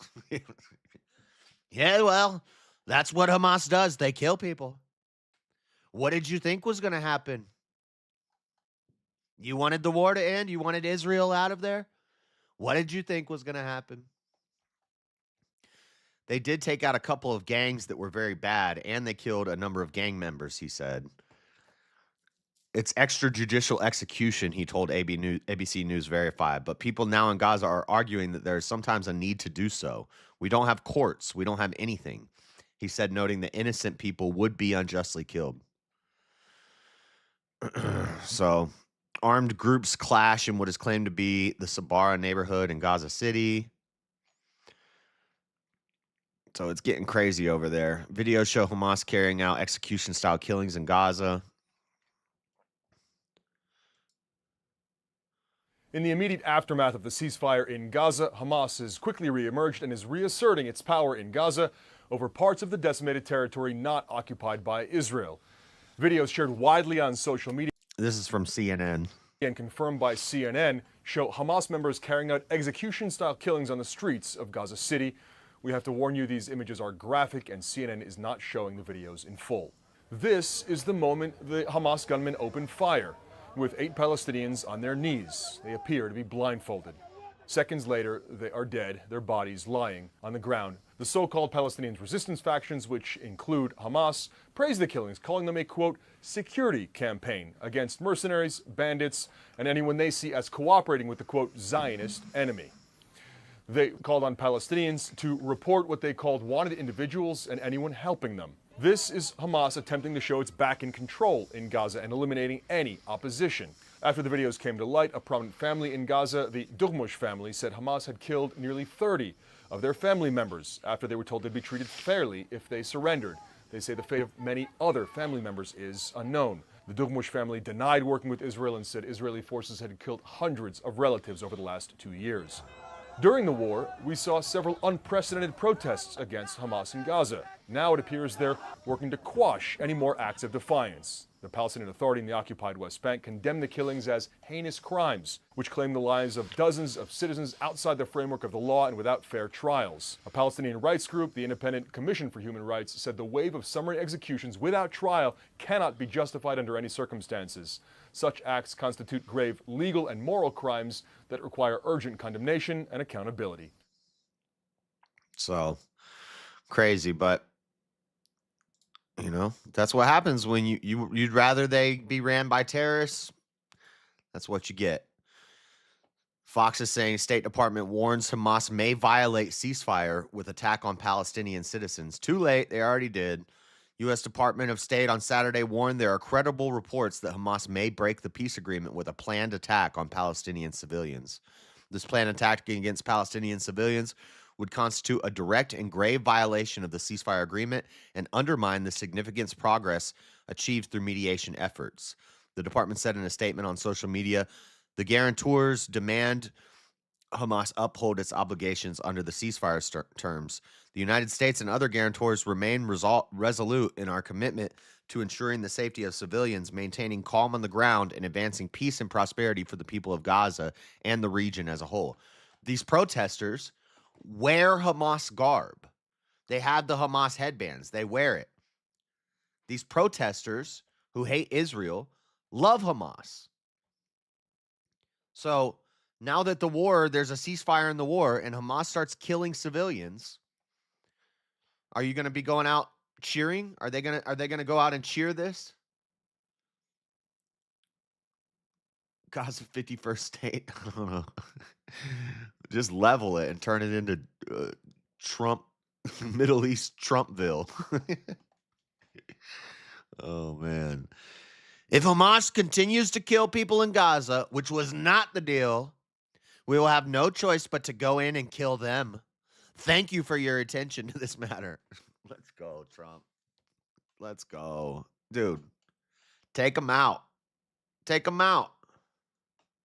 I'm with it. People ask me that multiple times. You'll see it in the next video. They're like, what do you think about the Jays? What do you think about the Jays? I said, I love them.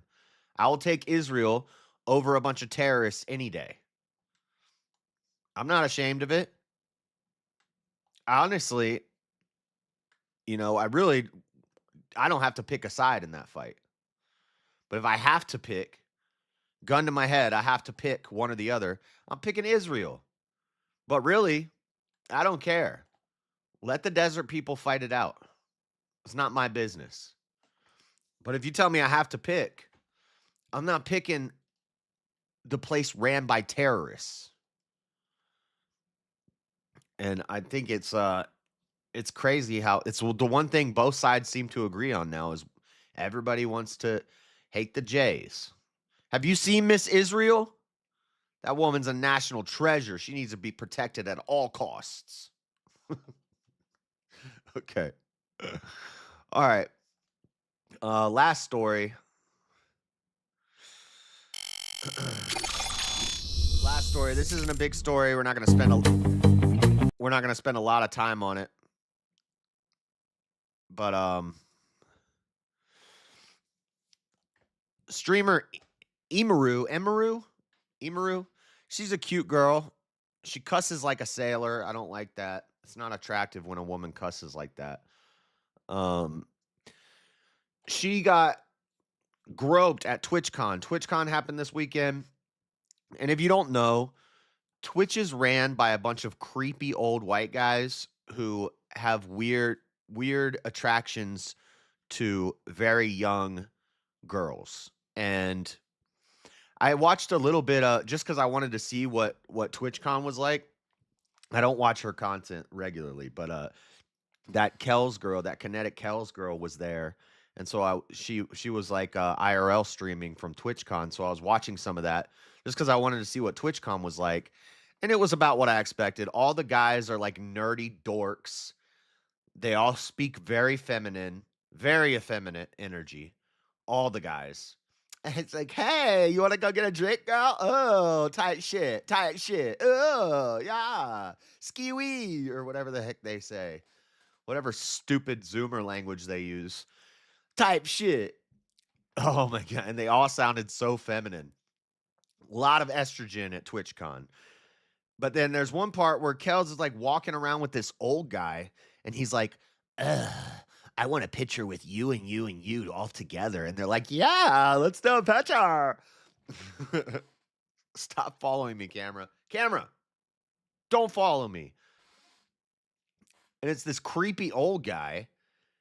And he's like getting pictures of all these young girls dressed very scantily clad. TwitchCon is Degencon. And shocker, Emiru, Emily, this girl, this streamer, was doing a meet and greet. And some crazy fan walks up and grabs her and tries to start kissing her. Then the controversy is that Twitch didn't even say anything about it for a while. And she was pissed. She has a response. We'll watch a little bit of it. But Twitch took them forever to respond. And then first they just gave the guy like a short ban on his account, his Twitch account. And then they complained. They're like, wait, you just banned him for a month? Like, so now they banned him indefinitely, but he should be in jail. Another event, a security guard grabbed a guy by the arm, and that security guard got kicked out of the event, got banned from the event for grabbing somebody who was aggressing on one of the women. These are weird, creepy guys. And these girls go there and they need security because these guys are weird. So, well, whatever. What do you expect? What do you expect when you promote hot tub streams and ASMR streams where you're making weird sounds on a site that was set up for video gamers to watch people play video games? Young men who just like video games and they just want to watch somebody play video games, and it turned into a degenerate cesspool of a bunch of girls freaking making little horn dogs everywhere. It's gross. And the owner is this weird creeper old guy who promotes these young girls. The less clothes you wear, the faster you blow up on Twitch. But apparently they shared a statement, so I'll read this and then I'll play you the clips from Game Rant. Twitch has shared an official statement about its security measures at TwitchCon following videos surfacing about popular streamer Emiru being the victim of assault during the event. The Amazon-owned streaming platform has long stood as one of the premier destinations for many online content creators. Premier? Listen, you ain't YouTube, okay? Twitch is lame. YouTube's where it's at. With live streaming services expanding from its video game roots to just chatting streams and plenty more. Many streamers have found significant online stardom through the platform, with Twitch creators like Kai Cenat and Ninja becoming household names on the internet. Now one of Twitch's biggest events of the year has seen a major controversy. TwitchCon has become one of the streaming platform's largest events of the year, hosting a live convention for fans to meet their favorite streamers. The event has been hosted in a variety of different venues, with San Diego as one of its most frequented, often bringing in big-name guests like Megan Thee Stallion, T-Pain, and Tony Hawk. 2025's event, however, has already been home to a major controversy, with an overzealous fan harassing and assaulting Emiru during a meet-and-greet panel. Now Twitch is speaking out about the event and its own measures. Twitch has made an official statement. The video depicts a man hurrying. We're going to show the video in a second.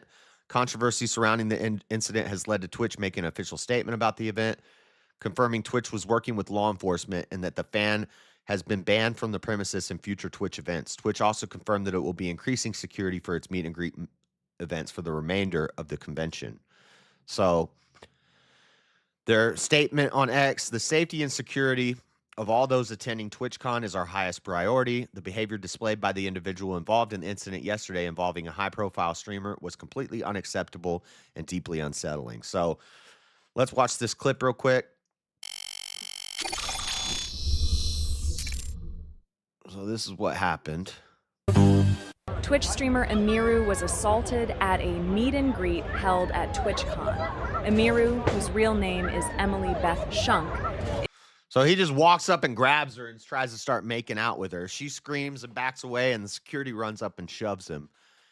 But then he doesn't get arrested, and he's just allowed to go walk around the event. Later, he got banned, and his Twitch account got banned.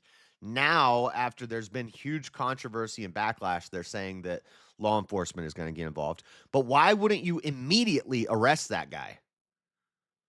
Why wouldn't you just immediately, don't just shove him, tackle his ass, and tie him up until cops get there and take his ass to jail? You can't just walk up to a girl and grab her and try to make out with her, dude. You're going to jail.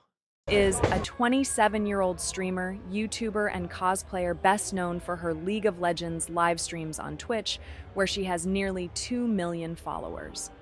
A video shared online appears to show a man quickly approach Emiru, embrace her, and lean in to kiss her. Twitch released a statement on their socials. And look at this blue-haired loser just standing there. Just standing there. Everybody's just standing there except for the one base security guard. This loser with the blue hair is just standing there like, da, da, da, da, da, da. And the dude skips the line, like he walks around the line. She talks about it and she explains it. He walks around the line and comes right through like the stanchion. And this idiot's just standing there. Saturday, addressing the assault. The safety and security of all those attending. We already read this. And so We're letting other streamers.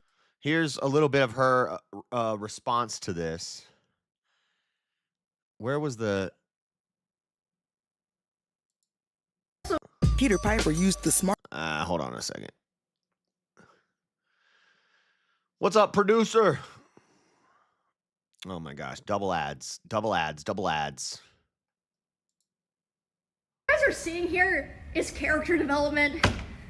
I've always been the person who never says shit. Like, am I the person who has to do this?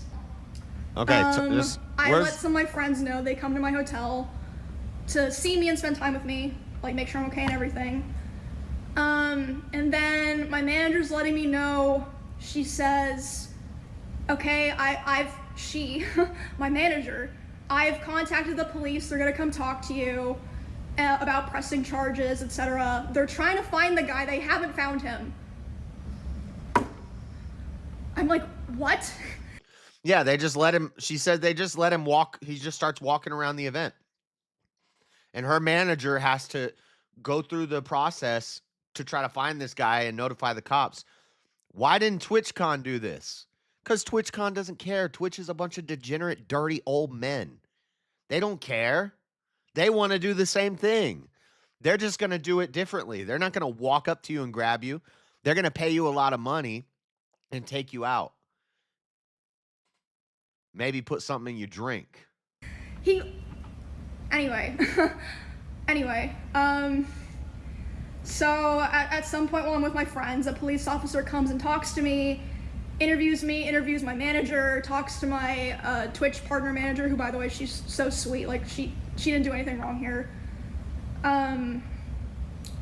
All of that happens, and then I'm complaining to my friends. I'm like, the fuck do I do here, guys? Like, I have to talk about this, blah, blah, blah. And they're like, oh, like, don't worry about that right now. And then suddenly Wake's like, wait, why is my Discord saying hope Emmy's okay? And I'm like, oh, fuck.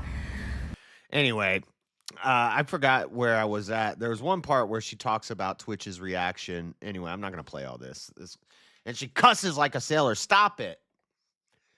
That's unappealing of a young lady. Anyway, I don't really care too much about this. I more so just wanted to talk about how Twitch is a bunch of dirty old degenerate weirdos. Got an Israel ad when I open the stream. Hey, we love Israel. Can I get $7,000 though? Can you hit me with that 7K real quick though? You're gonna run ads on my stream. Let me get that 7K, Izzy. All right, that's it for the main story news. Other than the No King stuff, it was kind of a slow news week. But you know, I was there. We got a lot of good content out of that, so that was pretty cool. But now, give me 1 second. Now, y'all know what time it is.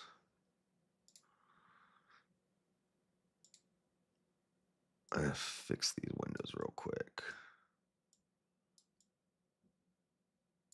Now, it's time for the memes!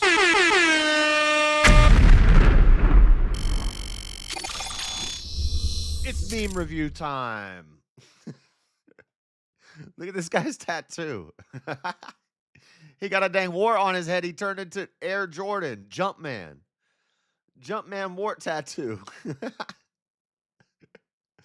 That's an awesome tattoo. I don't care who you are. That tattoo is sick. If you can like take a what are these called? Skin tabs? Warts? If you can turn one of those into a tattoo, that's based. I like it. Next. Scientists discovered DNA proving original Native Americans were white. Happy Indigenous Peoples Day. You know what? I changed my mind, guys. Look, she definitely white. Obviously. I changed my mind. I'm down with celebrating Indigenous Peoples Day.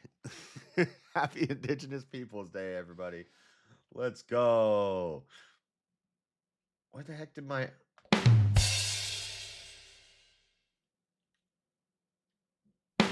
Why is the sound effect not playing? Can you hear it? Oh, did I do that thing where I muted it again? For some reason, I can't hear my soundboard or myself. What the heck did I do?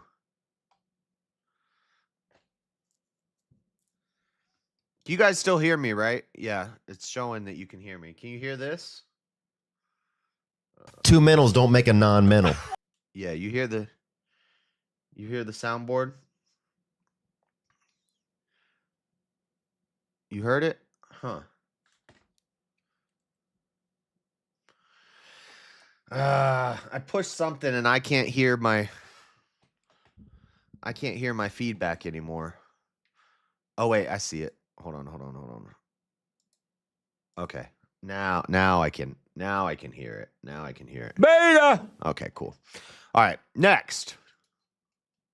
Leftists take to the streets to protest the end of the genocide. Peace treaty signed. Leftists take to the streets protesting the treaty. Just give them a reason to be mad about something.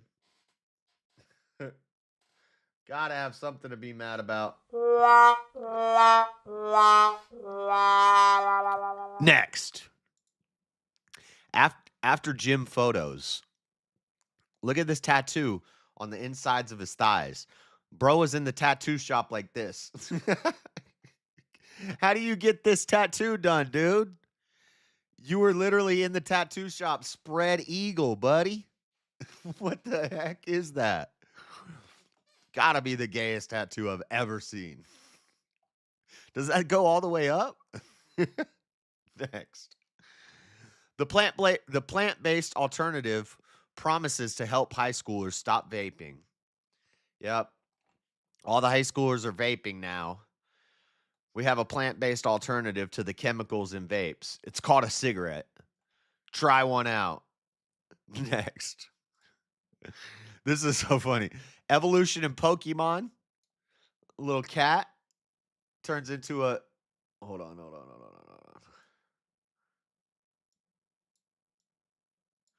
Evolution in Pokemon. Little cat turns into a lioness, turns into a big lion.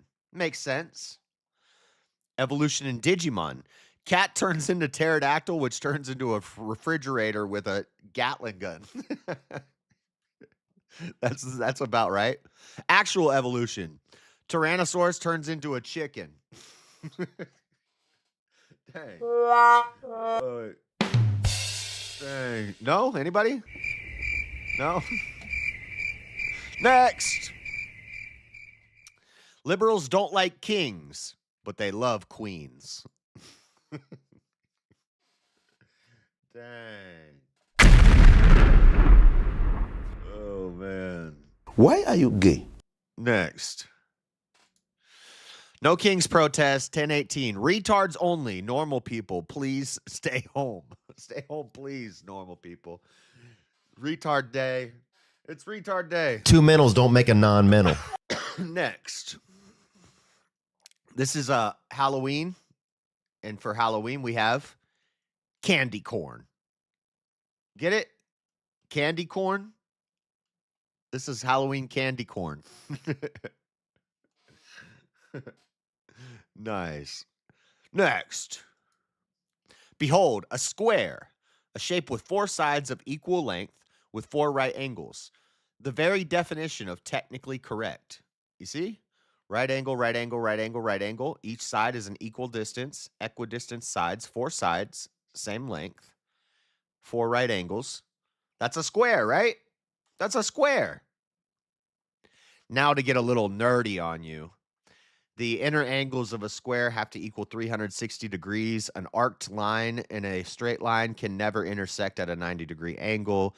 So this angle, this angle, this angle, and this angle are actually not 90 degrees. It's impossible. They could be infinitely close to 90 degrees, but an arch could never make a right angle with a straight line. So these are not actually straight 90-degree angles. So no, this is not a square. And actually, a square also has to have the 4 sides, each side, the 2 sides opposite of each other have to run parallel to each other. And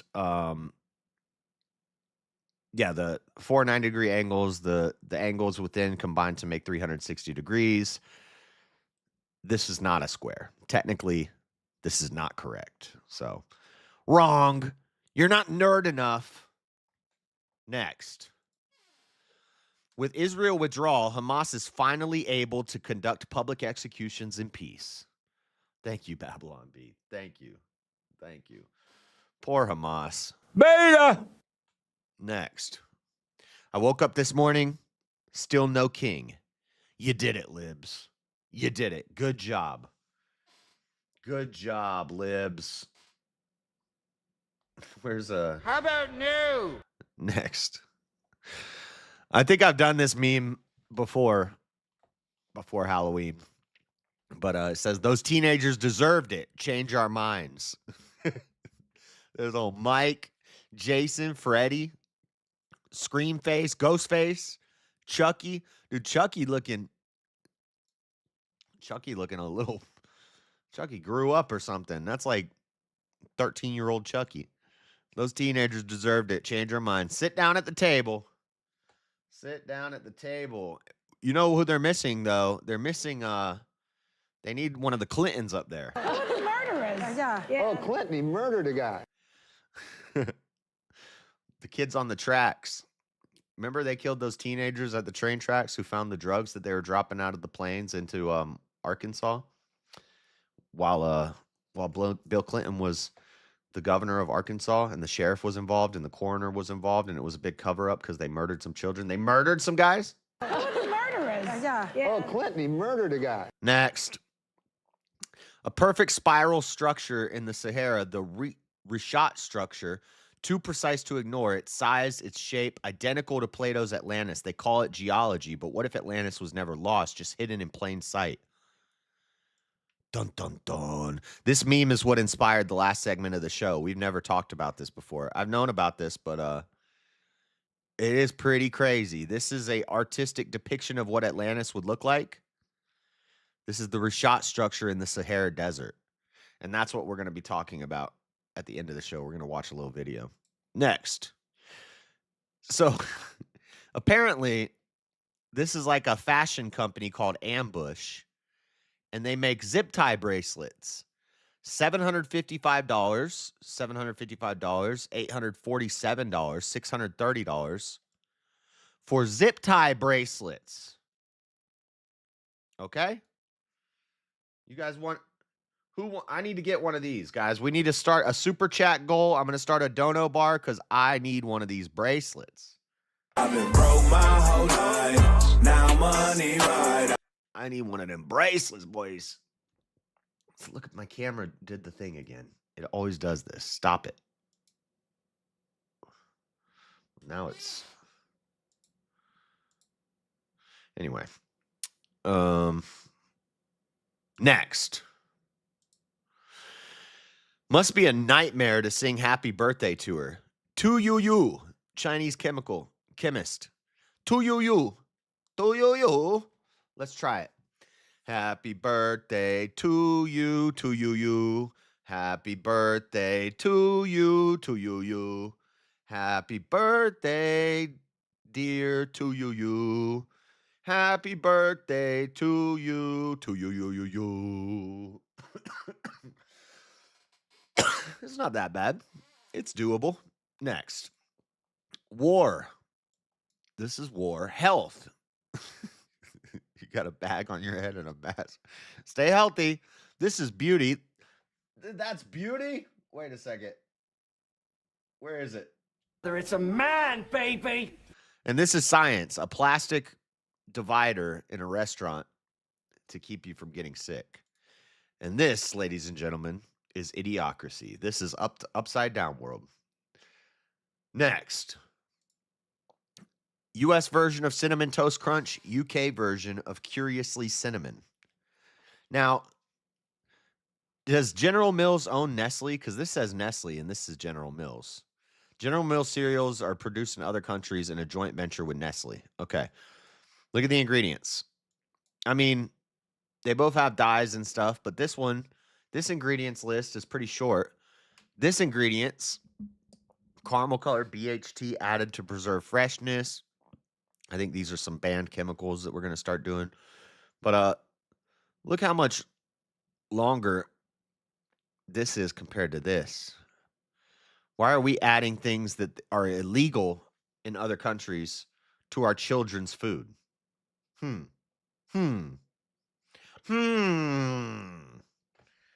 wonder. You ain't got the answers, man. I've been doing this more than you. You ain't been doing the education. Bro. Next. Bro. How 4 beers equals 50 gallons of piss is beyond me. So true. So true. I don't understand how I have to pee every 20 minutes when I'm drinking. I'm putting out way more than's going in. It doesn't make sense. It's illogical. Next. If you have $10 in your pocket and no debt, you are wealthier than 25% of Americans. Hey, let's go, boys. I got more than 10. Well, I don't have any cash in my pocket, but I got more than $10 in my bank account.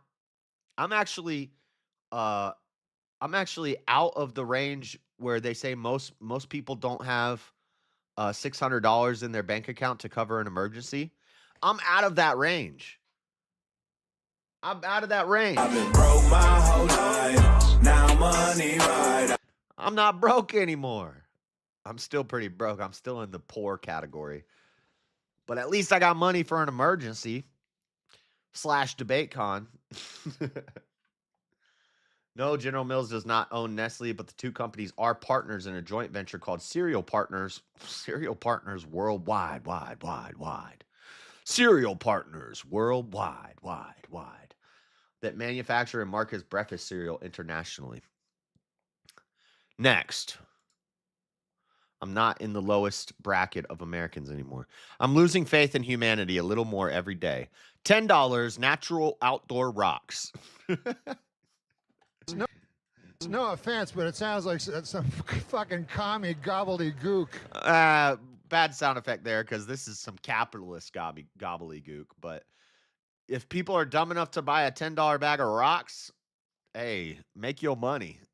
Make your money, buddy. Somebody's getting rich off of selling people rocks. They're probably brain replacements. Next. The gap between rungs on a ladder has increased because people have become taller. This is officially known as climate change. Get it? You get it? Climate change? Climate change, you get it? Next. Right now, registered sex offender Richard Cox is in an Arlington court hearing where women are testifying that they saw Cox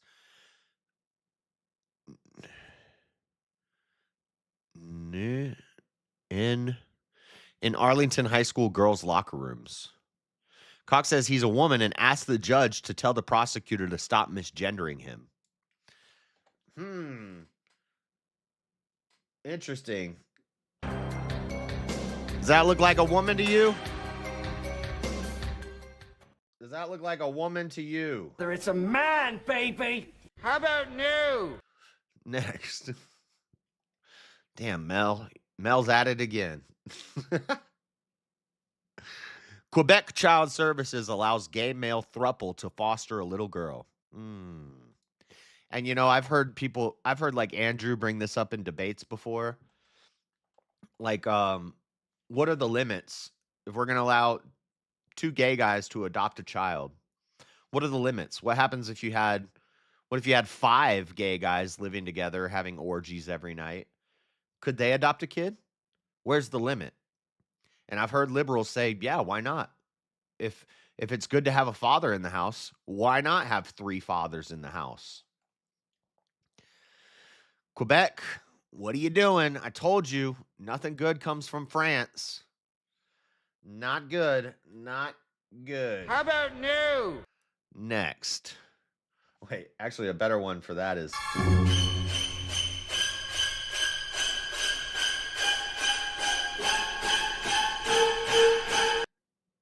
Okay. Gross, I agree. Next. If your girl don't prep your mac and cheese like this, is she even your girl? That's right, ladies. This is what we want from our woman. I want that mac and cheese stirred with your feet, girl. Anybody? No? No? No? You don't agree? Next. I don't know why I grabbed this meme. I just saw it. I was like, what the? Next. Trump warned you not to take Tylenol, but you showed him, huh, Mom? Oh, Ruth, baby, Ruth. Sloth loves chunk. That's what happens when you be taking Tylenol during pregnancy. Did Tylenol even put out a statement? They're like, actually, we've always said that women should not take this while they're pregnant. So guess what? Trump was right. RFK was right. Duh. It's always been a fact. You're not supposed to take Tylenol while you're pregnant. Duh. We've always known this. Next. These are arm angles. Resting arm. Dog petting arm. Children petting. Pet children. Pat your children on the head arm. Call a taxi. Call your waiter is straight up in the air. This red zone. Stay out of the red zone. Dude, it was funny. I think my camera had already died, but at the protest, I was talking to one guy, and he started talking about how Elon did the arm gesture. And he comes up and he says, what about this? And he does it. He puts his arm up at the end. And I said, whoa, be careful with the angle you're doing. What are you doing right now, dude? And we're like right on the side of a main road, and all these cars are driving by. And this guy's like, what about this? And he does it. And I was like, whoa, what are you doing? Watch the angle on your arm, buddy. And he's like, no, I'm asking you, what about when Elon did this? And I'm like, you're doing it right now. Like, and I said, I got pictures of Taylor Swift doing it. I got pictures of Kamala doing it.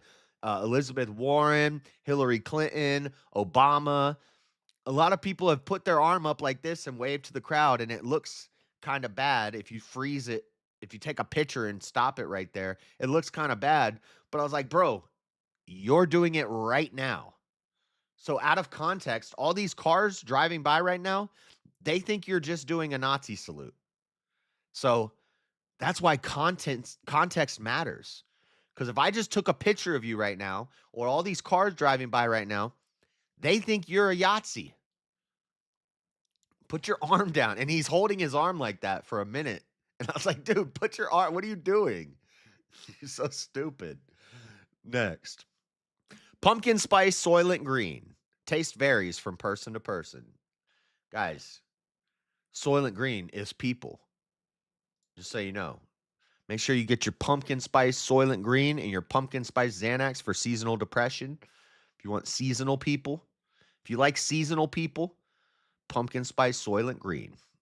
Next. Libs deciding if they hate Trump more than they love their baby. Cringing out looking at the Tylenol. He told me not to eat Tylenol. I don't really care if my child comes out autistic. I want the Tylenol. The actual joke here is that libs don't care. They already aborted the kid, so they'll eat all the Tylenol they want. Next.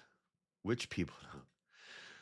When the feds heard you say tax this dick, and they're trying to figure out how.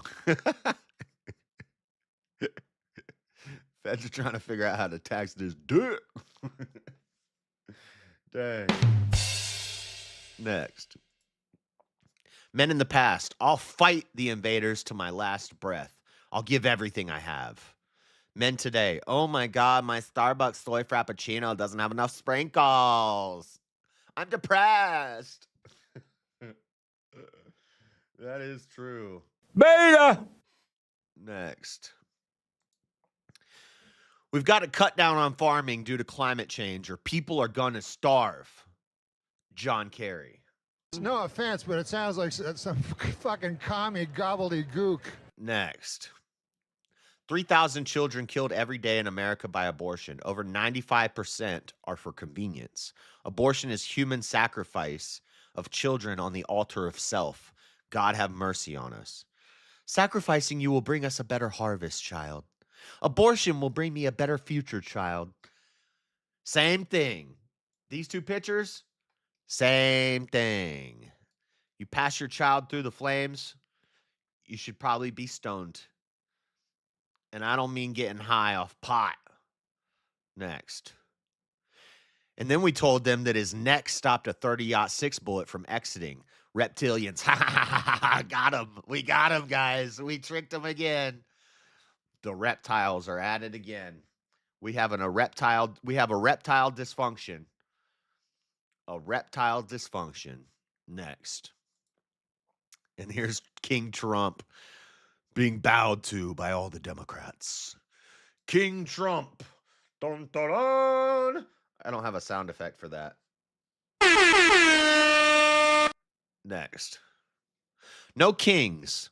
No walking. No hiking. No biking. And especially no fucking.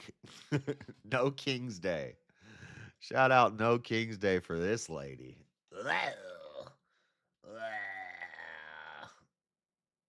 I am not gay. I have relationships with women and sex with men. And I got news for you. That means you're gay. Next. If spiders wore pants, would it wear them like this? Like this? Or like this? What do you guys think? I say spiders, if spiders wore pants, it'd be like number 2, this one right here. What do you guys think? A, B, or C? 1, 2, or 3? I say 2. This question will keep you up at night. Like, have you ever thought about this? How would a tarantula wear pants? Trapantula. Trapantula. How would a trapantula put on its pants? I say number 2. Because this whole thorax thing is technically its butt. So you got to cut. But this one's got plumber's crack. This one's whole butt is still out. So it's not number 3. It's either number 1 or number 2. This question will keep you up.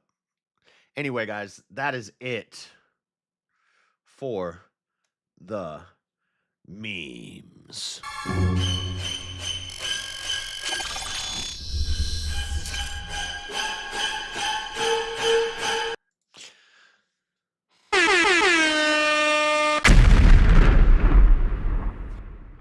All right.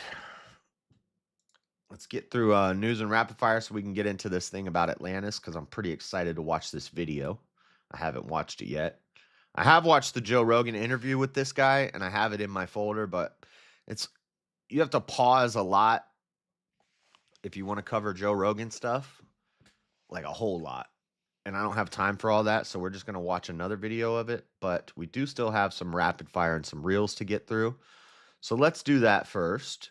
We got some funny reels this week. I like these. Hold on one second. Let's go here. Okay. Make this a little bigger.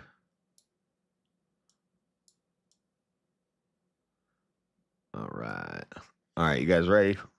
You ready for some funny reels? Let's get into the funny reels. This is an old Nickelodeon commercial. Old Nickelodeon Halloween commercial. Imagine if there was a page dedicated to Nickelodeon memories. Nick or treat? Do better, Nickelodeon. Oh, I know if Buff saw this, Buff would be so pissed. He was crying about racism last night because of the happy birthday to you. You live in a zoo. You look like a monkey. And you act like one too. Or you smell. I've heard both. You smell like one too. You act like one too. He was freaking out saying that's racist. Ugh. Dude, you're falling for the point of the meme of why it's so stupid. How are you falling for that, Buff? It's not racist. White kids used to sing that to white kids on their birthday. It's not racist. It was never racist. You're falling for the okie doke. That was annoying me so much. We can't see no more monkeys jumping on the bed. But this one, producer, you should send this to Buff. Find this old Nick or treat Halloween commercial. This is funny. He would love this one. Nick doesn't care where it is. Nick or treat. Nick doesn't care how old it is. Nick or treat. Nick doesn't care what size it is. Just make sure you answer it. Nick or treat. If Nick calls any way you want. Nick or treat. Nick or treat. Dress any way you want.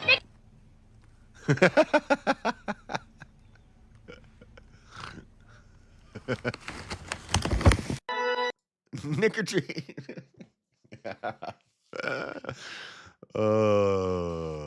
Send that to Buff. He'll hate that. He's so sensitive about fake racism. Okay. Antifa on their way to an ICE protest. We're live over the 405 southbound just past Culver. That, yes, is a full-grown man wedged into a child's plastic car leading this pursuit. Deputies say he took it from a backyard early. We're live over the 405 southbound just past Culver. That, yes, is a full-grown man wedged into a child's plastic car leading this pursuit. Deputies say he took it from a backyard early. We're live over the 405 south. Okay. I don't know what I'd say about that, but that's funny. I don't care who you are. What is this? What? Wait. This is not the one I saved. But this is funny too.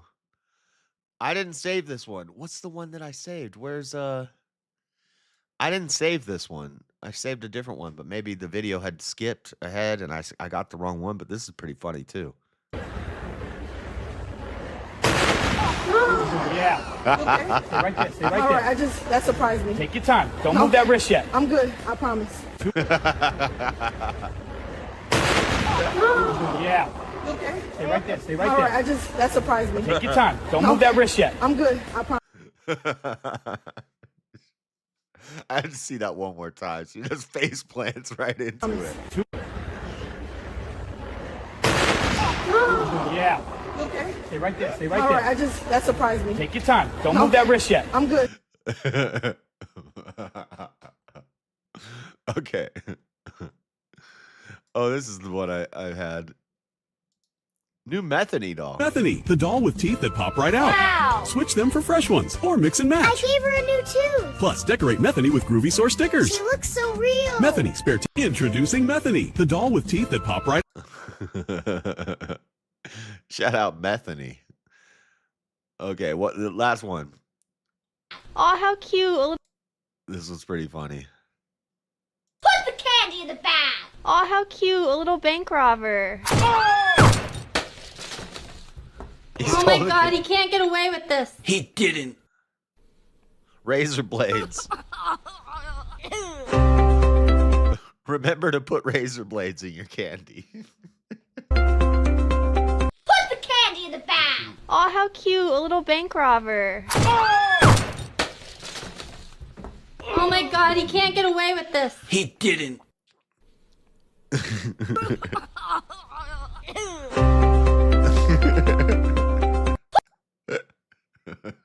Okay.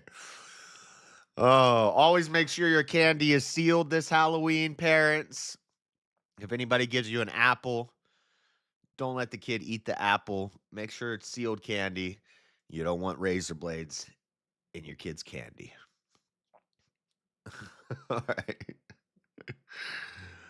Oh, man. They're not going to let me see. All right. Rapid fire news. Nearly 100 stolen special election ballots found in Sacramento homeless encampment, officials say. Hundreds of pieces of stolen mail and about 100 pieces of voting material were found. The blank ballots are for the upcoming statewide special election Proposition 50, where voters will decide whether to redraw California's congressional districts with the intent of adding Democratic seats in Congress. Sheriffs say they were found scattered across the site. So what's the deal here? There is a video for this, but it's not, the video's not working. But basically, they cleared out a homeless encampment and they found a pile of ballots. And so what's going on here? Are the homeless people getting paid to grab these ballots up and stop them from going out? What's going on here? Were they voting? Were they handing out ballots to these homeless people so they could vote? What's going on here? I don't know. But safe and secure elections, am I right? Am I right? What else we got? From Breitbart, criminal alien TikTok influencer. Hold on, let me fix my thing. Criminal alien TikTok influencer. Look at this guy doing these dang crunches in this chair, though. These ads are crazy on Breitbart. Criminal alien TikTok influencer who posted ICE raid alerts, deported to Colombia. An illegal alien social media influencer who filmed and posted information and videos about ICE raids in California was deported to Colombia last week. Tatiana Marfla Martinez, a Colombian national, was arrested in August over her previous conviction for driving over the influence and illegal presence in the United States, according to ICE. Okay, so she's been arrested for DUI as an illegal. Didn't get deported then. She's still here. Probably didn't show up to court for her DUI. Deport her ass. And she's on TikTok bragging about it and posting about where and when the ICE raids are going to happen. Get her out of here. She gone. Ain't no sense praying for her no more. She gone. She gone. She back in Colombia. Got her. Next. October 14th was Charlie Kirk's birthday. Trump awarded him the Presidential Medal of Freedom. There's going to be an Need to open here. the door to Trump posthumously awards Medal of Freedom to Charlie Kirk during an event at the White House Tuesday. President Donald Trump posthumously awarded Presidential Medal of Freedom to conservative activist Charlie Kirk, who was shot and killed last month in Utah. By Erica Kirk. This is 32 minutes. We're not watching all this. Erica Kirk, the new face of TPUSA. TPUSA was leaning strong towards feminism from its beginnings. They were promoting gayness with Rick Rubin and or not Rick Rubin, Dave Rubin and that black guy that they had. They were promoting gayness and feminism. And in his later years, Charlie saw the backlash that he was getting for all that, and he started pulling away from that stuff and leaning towards more masculinity and less feminism and less gay stuff. And I'm sure a lot of people didn't like that.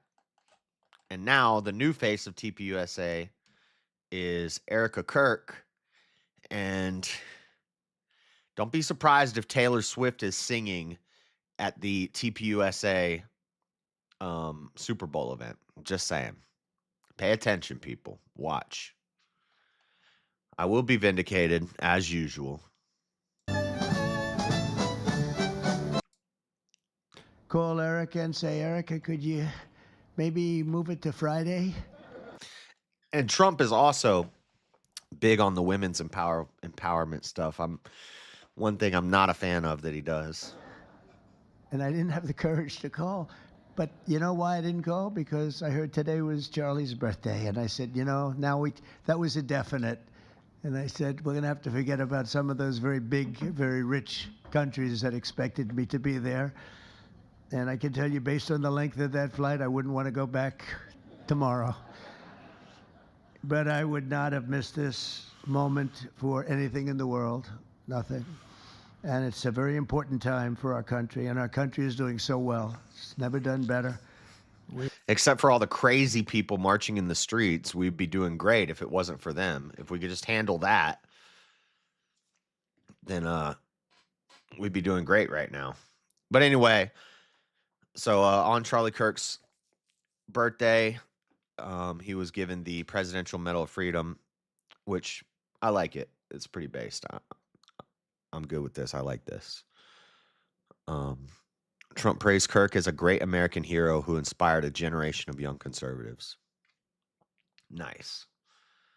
It was George Floyd's birthday too. Yay. It was 2 days before my birthday too.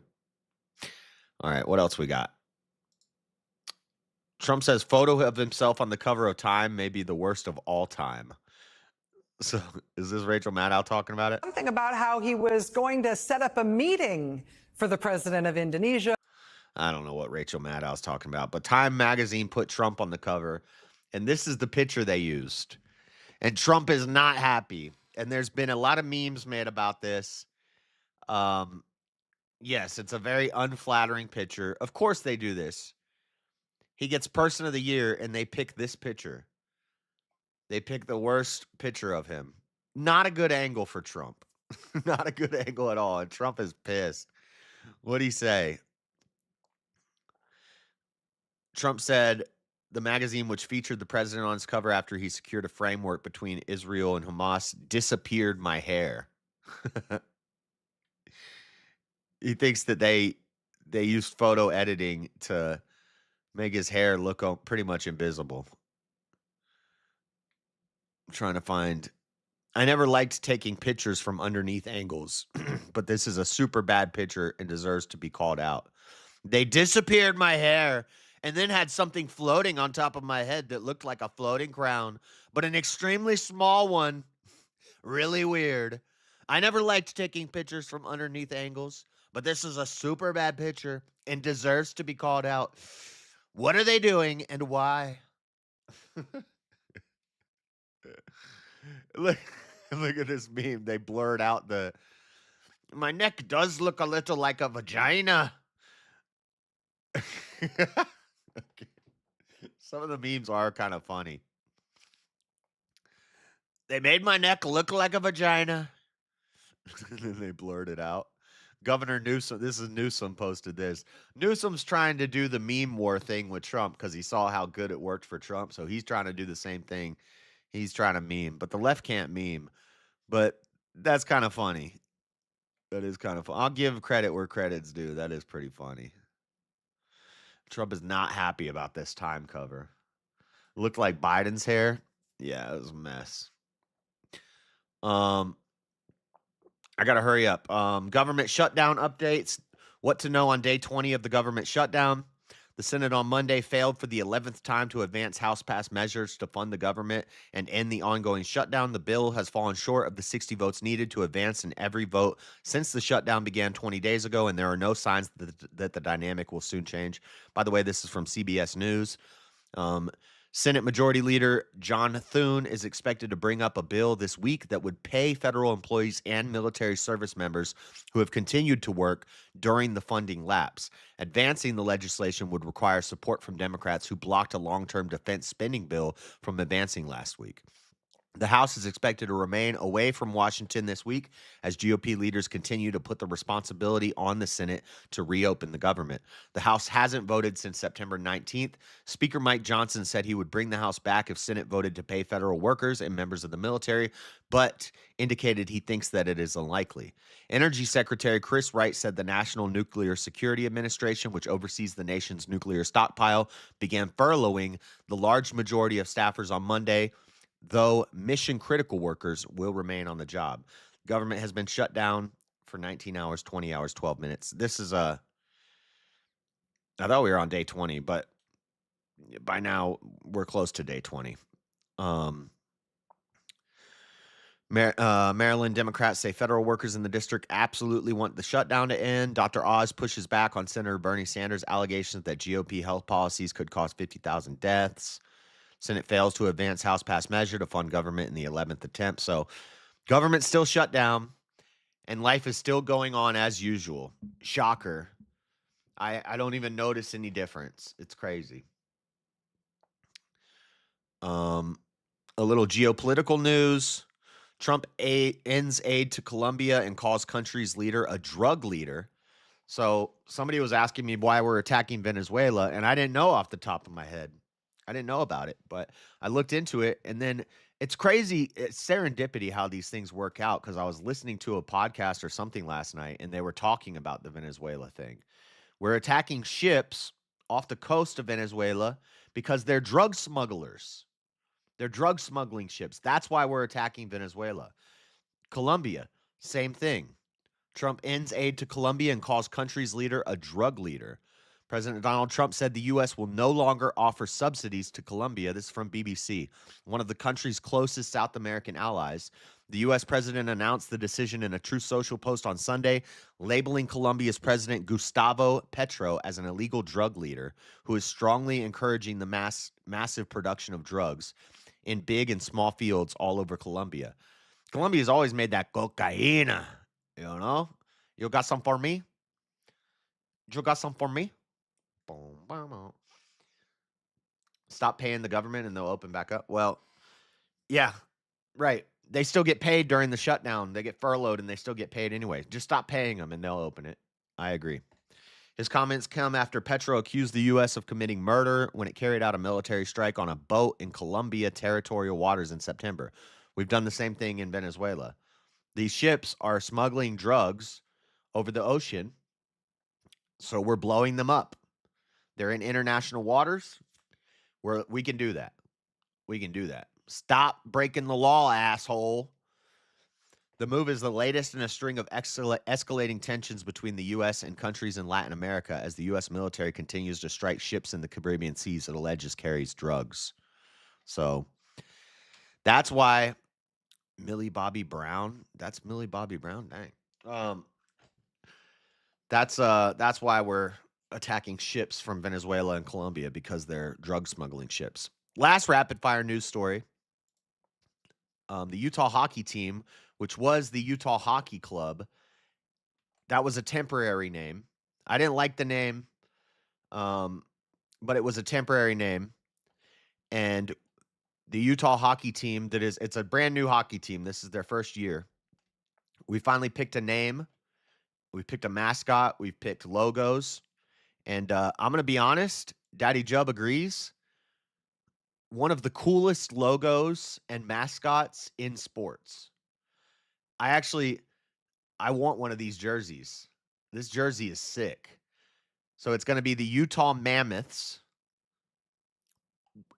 Woolly mammoths that helped build the pyramids? Let's go. The Utah Mammoths. The color scheme, I love this color scheme. This is South Carolina or the Panthers. This is like my favorite color scheme. Baby blue and black and white. Dude, I want this jersey.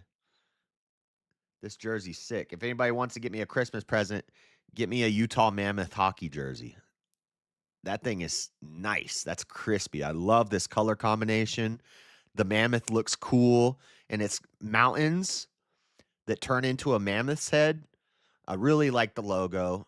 I really like the color scheme. I actually kind of want to go to a hockey game. Like, it looks fun. So here's the video. There's 2 videos.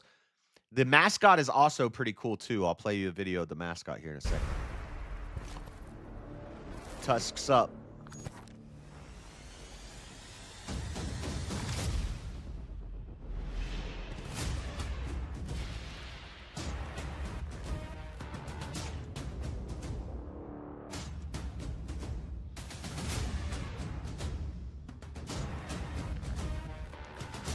Our colors: salt white, mountain blue, rock black.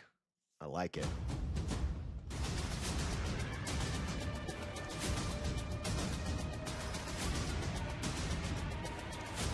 Yeah, these jerseys are sick.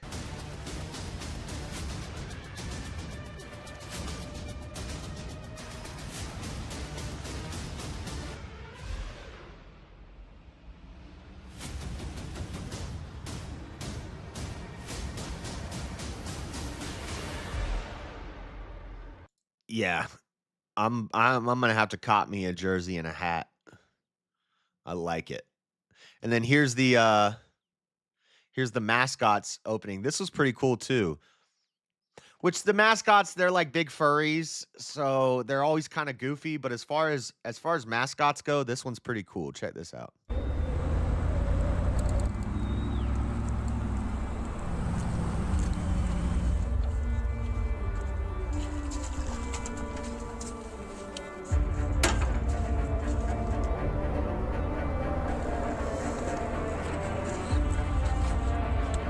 Dude, I've camped out in those there mountains out in the snow. I think that's Cotton Valley. I think I've camped in this mountain pass in the snow. I have a video on YouTube of it.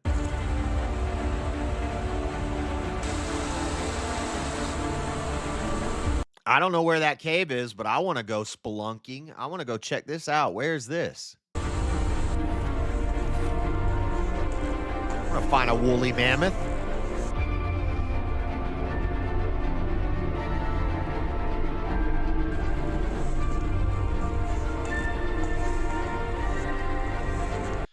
Yeah, hockey's a fun to watch. Yeah, they don't score a lot, but they fight. So that's cool. And I think going to a game, I think it would be a lot of fun. So I want to check out a Utah Mammoth game and get some merch. I like the logo and the colors.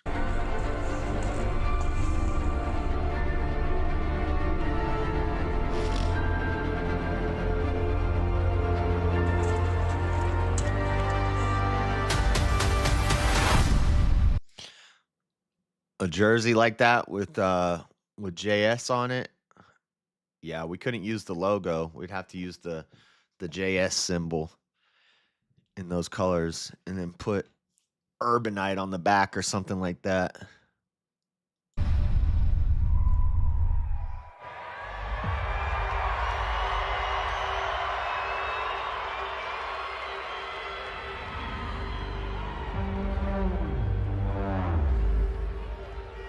Let's go, team. Keep pulling. Be careful. Keep it steady. Do not break this. Almost there.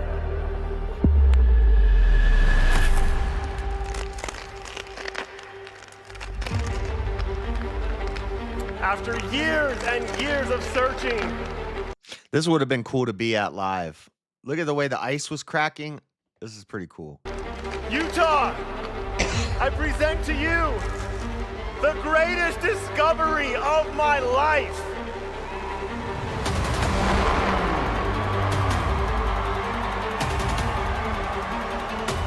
Inside this solid block of ice, I have found the most perfectly preserved.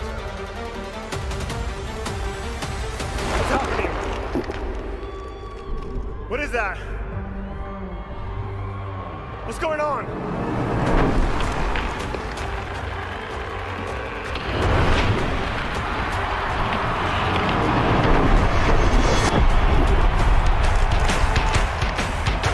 Tusky.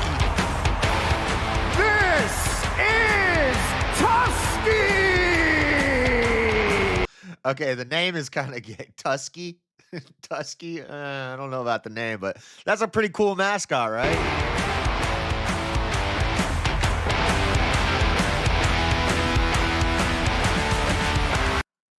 Anyway, they got a mascot, they got a logo, they got a team name, and I like it. It makes me want to go check out a hockey game. All right. So that's all the news. Let's get to the last segment of the show here where we just talk about something interesting. It's cute and gay. I think it's a cool mascot. Tusky, though, the name Tusky is kind of lame, but last segment of the show. Today, we're going to be talking about the lost city of Atlantis. Plato wrote about it, described it, and artist renditions, have given us an idea of what it might look like. Did I plug my... Hold on a second.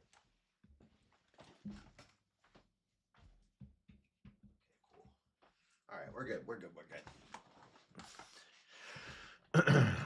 Tusky is too cute. See? It's cute. It's cute. I don't care so much about the mascot, but I do like the logo and the colors. But Plato wrote about it.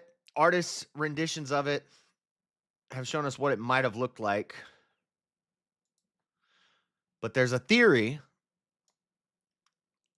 that it may actually be hidden in plain sight and that we actually can see where Atlantis was. So, from allthat'sinteresting.com, Atlantis, the story goes, was once a sprawling empire led by a powerful confederation of half-god, half-human kings. Like Nephilim, like what's talked about in the Bible, these kings conquered much of the Mediterranean, but when they attempted to conquer Athens, they were swiftly defeated. This attempt, Plato said, caused the Atlanteans to fall out of favor with the gods. As punishment for their impiety, their kingdom crumbled, and the island at the center of it was swallowed up by the ocean. But afterwards, there occurred violent earthquakes and floods, and in a single day and night of misfortune, all your warlike men and a body sank into the earth. And the island of Atlantis, in like manner, disappeared in the depths of the sea. Plato wrote in Timaeus, for which reason the sea in those parts is impassable and impenetrable, because there is a shoal of mud in the way, and this was caused by the subsistence of the island. So there's a little background on where we get this idea of the story of Atlantis, the city of Atlantis, the lost city of Atlantis. Ties in with the Egyptians. Freddie probably knows something about it. I have history.com. 6 theories about the lost city of Atlantis. So Atlantis was a mid-Atlantic continent that suddenly sunk into the ocean. So one idea is that it was an actual historic place and not just a legend invented by Plato. It didn't surface until the late 19th century. Assuming the Atlantic Ocean was only a few hundred feet deep, Donnelly described a continent flooded by shifting ocean waters that sank in the exact location Plato said it did. In the Atlantic Ocean, just outside the Pillars of Hercules, 2 rocks that mark the entrance to the Straits of Gibraltar. Those are those 2 giant rocks. You've probably seen them in pictures before. Let me see if I can find a picture. Strait of Gibraltar.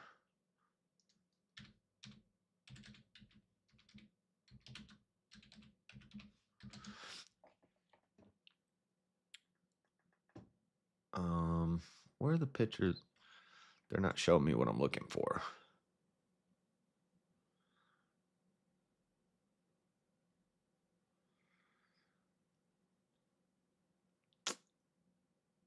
On the top rock of Gibraltar. Anyway. The Joe Rogan Experience. So the Atlantis one. And has created a sophisticated map of the known world at this time, titled The Habitable World of Pomponia. Stop it. Okay. Here's the Strait of Gibraltar.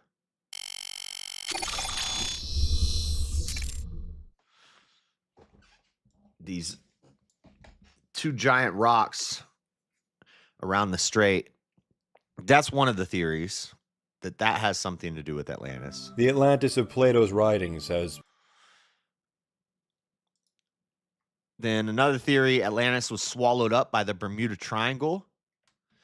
Another theory is that Atlantis was actually Antarctica. Atlantis was actually a much more temperate version of what is now Antarctica, is based on the work of Charles Hapgood, whose 1958 book Earth's Shifting Crust features a foreword by Albert Einstein. According to Hapgood, around 12,000 years ago, the Earth's crust shifted, displacing the continent that became Antarctica from a location much further north than it is today.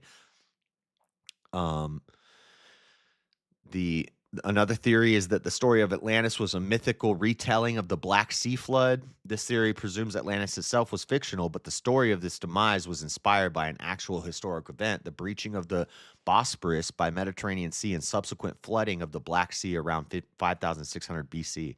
At the time, the Black Sea was a freshwater lake, half its current size. The flooding inundated civilizations known to flourish along its shore with hundreds of feet of seawater in a short period of time. Another theory is that Atlantis is the story of the Minoan civilization, which flourished in the Greek islands circa 2500 to 1600 BC. And then the last theory is that Atlantis never existed, that Plato just made it up, that it was a fictional story that Plato wrote. So there's some theories about it. But one theory that is not in history.com, by the way, history.com is garbage. I only included it because I wanted to see what their 6 theories were. They don't even include the most likely story. So before I show you, we watched the video about the Rishat structure, or the Eye of the Sahara, which I believe is the best example of this. Never heard of Circa Island? What up, Chris? Before we get into that, I'll just show you this little video, a little history of Atlantis. Been theorized to be based on name. Take 50. Shut up, ad. Hobby Lobby. Poseidon pulled the island beneath the waves, drowning everyone and erasing the Atlantean civilization from existence. Regardless of how Atlantis was destroyed, Plato's stories of a far-off exotic island, home to an advanced culture unlike anything the ancient Greeks had ever seen, thrilled countless people eager to hear his words. But many who had heard of Atlantis often had the same list of questions. Was Atlantis a real place? If so, where was it? And if there were no survivors of the cataclysm, some say Atlantis will one day rise from the ocean and rebuild its once great empire. Well, the theory I'm about to show you is that it's not at the bottom of the ocean anymore. And no surviving artifacts or writings. Just how did Plato and others ever hear of Atlantis? As with all myths and legends, you see this image? This is like an artist's recreation based off what Plato talked about of what Atlantis would look like. So remember this picture. There have been attempts to explain, rationalize, or even prove the existence of Atlantis. The Atlantis of Plato's writings has been theorized to be based on an ancient Egyptian record of a volcanic eruption on the island of Thera, circa 1500 BCE, famously known as the Minoan eruption. The Minoan eruption on Thera. Yeah, I don't think it's the Circa Island. I think they were saying Circa like that, like it relates to that time period. Known today as Santorini, was followed by a series of earthquakes and tsunamis that devastated various Minoan sites along the Aegean Sea, thereby perhaps... Okay, so this video is just talking about Atlantis, but now we're going to get into what I think is the best theory that I've seen, the Rishat structure. This is the Rishat structure, also known as the Eye of Sahara or the Eye of Africa. Prominent circular geological feature at the northwestern edge of the Taldeni Basin on the Adrar Plateau of the Sahara, located near Ouadane in the Adar region of Mauritania. In Hassaniya Arabic, Rishat means feathers and is also known locally in Arabic as tagins, referring to the circular opening of the leather pouch that is used to draw water from local wells. It is an eroded geological dome, 40 kilometers in diameter, caused by a subsurface igneous intrusion, deforming the overlaying sedimentary rock layers, causing the rock to be exposed as concentric rings, with the oldest layers exposed at the center of the structure. Igneous rock is exposed inside, and there are rhyolites and gabbros that have undergone hypothermal alteration and a central megabreccia. The structure is also the location of exceptional accumulations of Acheulean Paleolithic stone tools. It was selected as one of the 100 geological heritage sites identified by the International Union of Geological Sciences to be of the highest scientific value. But when you look at pictures of it, it looks a lot like that. It looks like a lot like those artist renditions of Atlantis, doesn't it? And you could imagine it's very possible that at one point that part of the Sahara Desert was underwater, right? So the idea is this is Atlantis and that it's in plain sight. And that it was above ground, it was above the water. Then it went underwater during a flood, a great flood, you could say. And that as the water subsided and continental drift happens, the tectonic plates shift. We move away from Pangea. Tower of Babel happens. God separates the nations. Physically, literally, and metaphorically, and with language and ideology, but also continental drift separating the nations, the waters of the floods recede. And then this is what we have left over of Atlantis in the Sahara Desert. This is the theory. And so Joe Rogan had this guy on, Jimmy Corsetti, and they talk about it. Been necessarily the name just through like the change of language, you know, over, let's say 12, 13,000 years ago, which would be the time frame. But I'm not going to play it on Joe Rogan because I don't have enough time to pause and talk enough to not get the stream taken down. Luckily, this guy has his own YouTube channel, so we can go there. Bright Insight from Jimmy Corsetti, and he's going to tell us about it here. Some days just call for as soon as this ad is done playing. Wench. Where's the bar wench? I needs grog. Where's the bar wench? Oh my God, double ads? Come on, Jimmy. The most likely location for the lost capital city of Atlantis. And not only that, these new details will likely make those who previously thought that this site could not possibly be the location of Atlantis think again. So with all of that said, let me start off by sharing something particularly interesting. It is widely known that the ancient Romans were renowned for documenting everything, as the Caesars went to profound extent to accumulate knowledge and information from every location their vast empire ventured. So I have to admit that I was quite surprised to learn of someone by the name of Pomponius Mela, who was the Romans' first geographer dating back to some 2,000 years ago, and had created a sophisticated map of the known world at that time, titled The Habitable World of Pomponius Mela, something that up until recently I had never seen or heard of before. And real quick, let's not confuse this map with the ancient Greek historian Herodotus' map of the known world of 2,500 years ago, which I shared in one of my prior videos on this topic. A map... Look at that. Herodotus' map says Atlantis, and it's right here, which is right where in the Sahara, where the Eye of the Sahara is, the Rishat structure. Crazy, huh? that curiously listed Atlantis in the same location of the Rishot.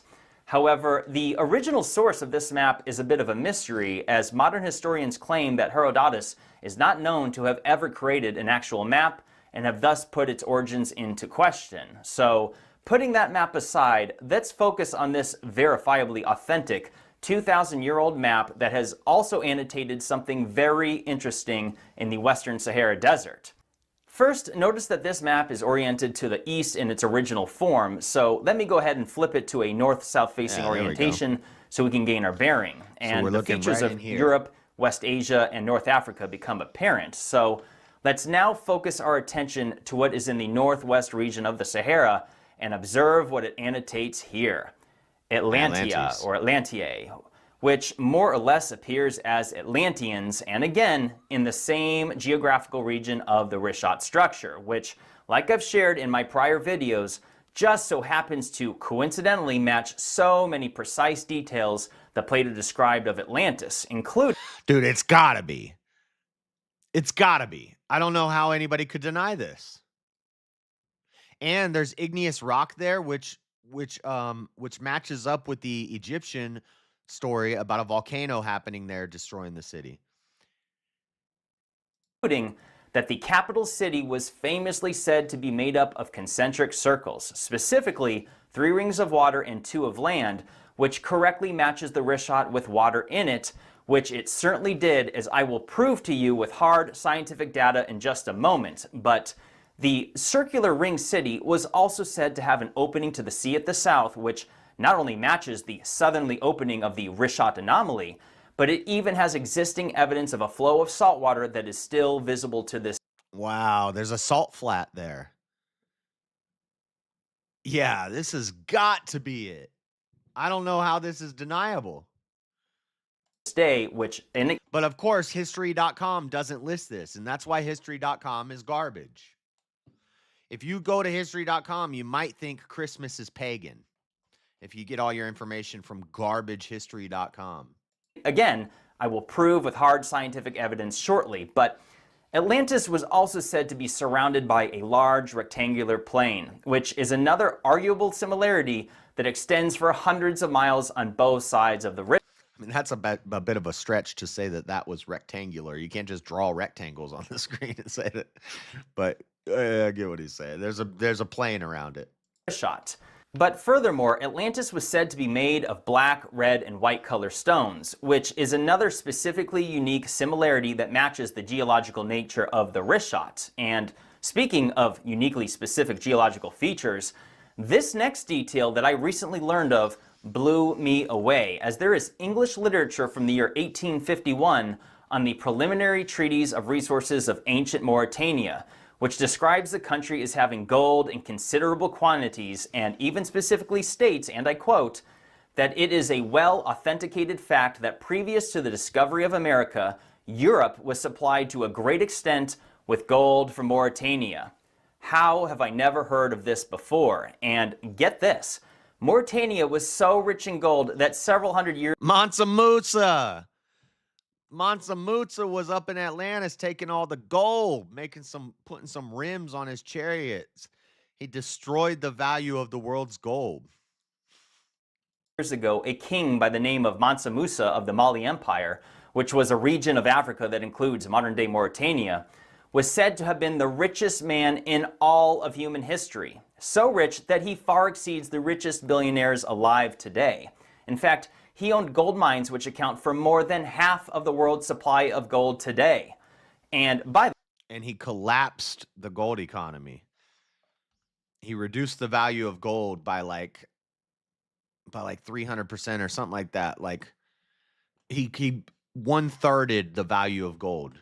Took it down to a third of its original value because he was putting rims on his chariots. By the way, something else you'll find interesting related to that 1851 treatise of ancient Mauritanian resources is that it describes ancient Mauritania of having an abundance of elephant ivory, which is a significant detail considering that Atlantis was said to have numerous elephants on the island. And so it's worth mentioning. Crazy how all this stuff matches up. I don't know how this is deniable. How do you falsify this? that there is also existing cave art depicting elephants in the area around the Richat as well, as I've shared previously. Those might be dinosaurs, though. But I digress because another highly... Or mammoths, woolly mammoths, which are kind of like, well, they're not dinosaurs, but those are ancient beasts. They probably helped build it, too. We still use elephants to carry heavy loads today. So woolly mammoths helping build Atlantis and the pyramids makes perfect sense. And if there's woolly mammoths, there's also terrible lizards and brontosauruses. Specific feature of Atlantis or was that its center island was described as being geothermal in nature. Three-wheel motion on the chariot, sliding on the ops, letting the yopper sing.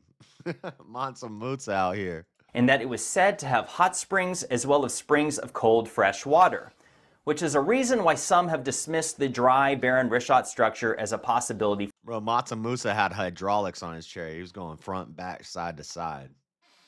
And fuzzy dice and curb feelers and a crown in the dash. For Atlantis.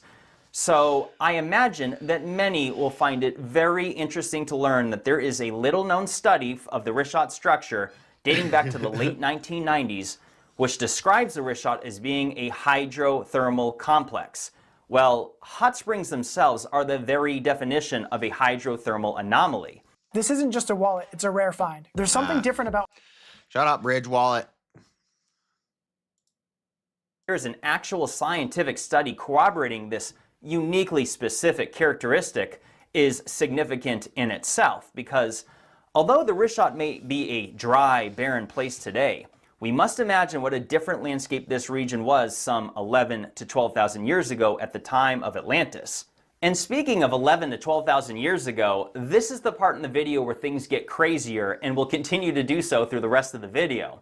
Because another key aspect is that Atlantis was described as having impressive mountains to the north. So, assuming that the cliffs of the Adra Highlands don't already meet that description, there is likewise a massive mountain chain to the north called the Atlas Mountains, which were aptly named after the first known king of Mauritania, who, get this, just so happens to share the same exact name of the very first king of Atlantis, who was also named Atlas. Gee, what a coincidence. But it only gets more bizarre from here, because not only was the city of Atlantis described as having mountains located to the north, but also said to have rivers. So get this. Recent scientific studies have confirmed an ancient river called the Tamanrasset that flowed from the Atlas Mountains and winded some 500 kilometers all the way to the Atlantic Ocean, directly in the path of the Eye of the Sahara. And if that isn't fascinating enough, just look at the date of when that river is known to have existed. 11,700 years ago, precisely within the time frame of when Atlantis was said to have been destroyed. Make no mistake, the entire region of the Sahara looked completely different at that time compared to what we see today. And the next few details that I'm going to share may very well blow your mind. Because, like I've shared in multiple prior videos, my mind's already been blown. I'm convinced. I don't need much more mind-blowing. But we're going to keep watching. This is super interesting. There is tremendous evidence of vast water erosion throughout the Sahara Desert, which is so extreme that it can be clearly observed from space via satellite imagery. Make no mistake. Oh, the space deniers aren't going to like that part. This is not wind erosion and has been confirmed to be catastrophic levels of water erosion by subject matter experts, including even the respected Randall Carlson himself. And the overwhelmingly apparent water striations that rip right through the Richat structure all the way to... That's crazy. Look at that. That's from flooding. Wow. So there was a river through there, and it dried up. And Atlantis was in the middle of it. Climate change. They weren't ready for climate change, guys. The Atlantic Ocean are evident for all who have eyes to see. And upon further study, it looks as if an unimaginably massive force of water had blasted its way from the Mediterranean Sea through North Africa, creating a path that just so happens to be at all the lowest elevational points through the Sahara, just as water would naturally direct itself. And this is the part where things get really nuts, because there is a little known yet unbelievably fascinating scientific study that revealed a gigantic under-ocean seafloor slide off the coast of Mauritania Mapping of seabed morphology and shallow sediment structures of the Mauritanian continent margin, Northwest Africa, some implications for geohazard potential, like a flood. Gigantic under-ocean seafloor slide off the coast of Mauritania and is referred to as the Mauritanian Slide, and dates back to approximately 11,000 years ago, give or take, and was, get this, believed to have been created by a tsunami. A tsunami that, given the very nature of its shape, would have originated from the east, as you can see from the debris field's widest point, and pushed westward to where the debris field eventually becomes more narrow. But not only that, this massive seafloor slide is located directly in front of the Richat's path, as you can see from the reference locations on the study when compared to the respective locations on planet Earth. And when I say that this seafloor slide is massive, observe the legend in the lower right. From my own estimation, it is 300 kilometers, or nearly 200 miles wide from east to west, and nearly 150 kilometers, or 100 miles wide, when measured from north to south. To put that east-west measurement into perspective, the debris field generated by this tsunami is more than 25% wider than the maximum width of Florida's peninsula. Another comparison is that it's virtually the same distance from Washington, D.C. to New York. So I'm guessing a seafloor slide is a deposit of sediments and minerals in an area where something got washed there. So the tsunami comes through Africa, down through that river, what would have been that giant waterway from the Mediterranean to the Atlantic Ocean. Yes. And comes through, and all the rocks and stuff that the tsunami's turning up and gathering as it goes gets deposited at the end where the tsunami settles. All that sediment drops to the floor of the ocean there, and the floor of the ocean there is different than all of the ocean floor around it because all that sediment has been deposited there. And so they call that a seafloor slide, where it's this big area where there's a different type of rocks and stuff than the rest of the seafloor. That's wild. And there's probably we need to go explore that Mauritanian slide, and I bet you underwater there in that stuff you can probably find relics and artifacts and stuff. That would be pretty epic to go scuba diving down there and just sift through that seafloor slide. You might find all sorts of treasures. New York City. So the big question becomes, what on earth happened to send a biblical-sized tsunami, so to speak, through North Africa in the approximate neighborhood of 11,000 years ago? God happened. Did you see what God just did to us, man? And let's be real. If the Richat structure is indeed the actual location for the lost city, the remains of it would be found in the area of this debris field, which... Yep, that's what I was just saying. There's some dang Atlantis treasure in that dang accumulation of debris. We need to go scuba diving down there. I bet you people have done it already. By the way, is stacked layer of debris sediment and is at least a couple thousand meters or more than a mile deep. This entire area needs to be scanned with LiDAR and even drilled for examination. Now, let me keep going because this... That's right. That's what I was just saying. See? I'm a smart guy. You caught the Fear and Loathing reference? Seafloor slide is not the only piece of evidence that suggests that the ocean bulldozed its way through the Sahara at the time of Atlantis, as the next detail I'm going to share is extremely significant. And I must first preface it by sharing a highly important detail that I've mentioned in prior videos, which is that the last time the Sahara was said to be under the ocean was at the time of the Trans-Saharan Seaway, which is estimated to have existed some 56 to 66 million years ago, essentially all the way back to the time of the dinosaurs. And you can distinguish the regions of the Sahara where this seaway is known to... Yeah, he loses me when he starts talking about 56 million years ago. I think it happened much faster than they think it did. ...to have once flowed. But here's the thing.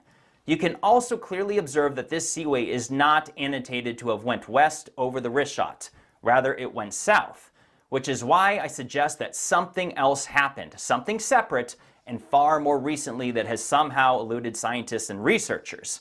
And here is the smoking gun evidence which proves it. Emiru is the Sahara's largest volcano, reaching a height of 11,300 feet or more than 3,400 meters, and is dated to be 2 million years old.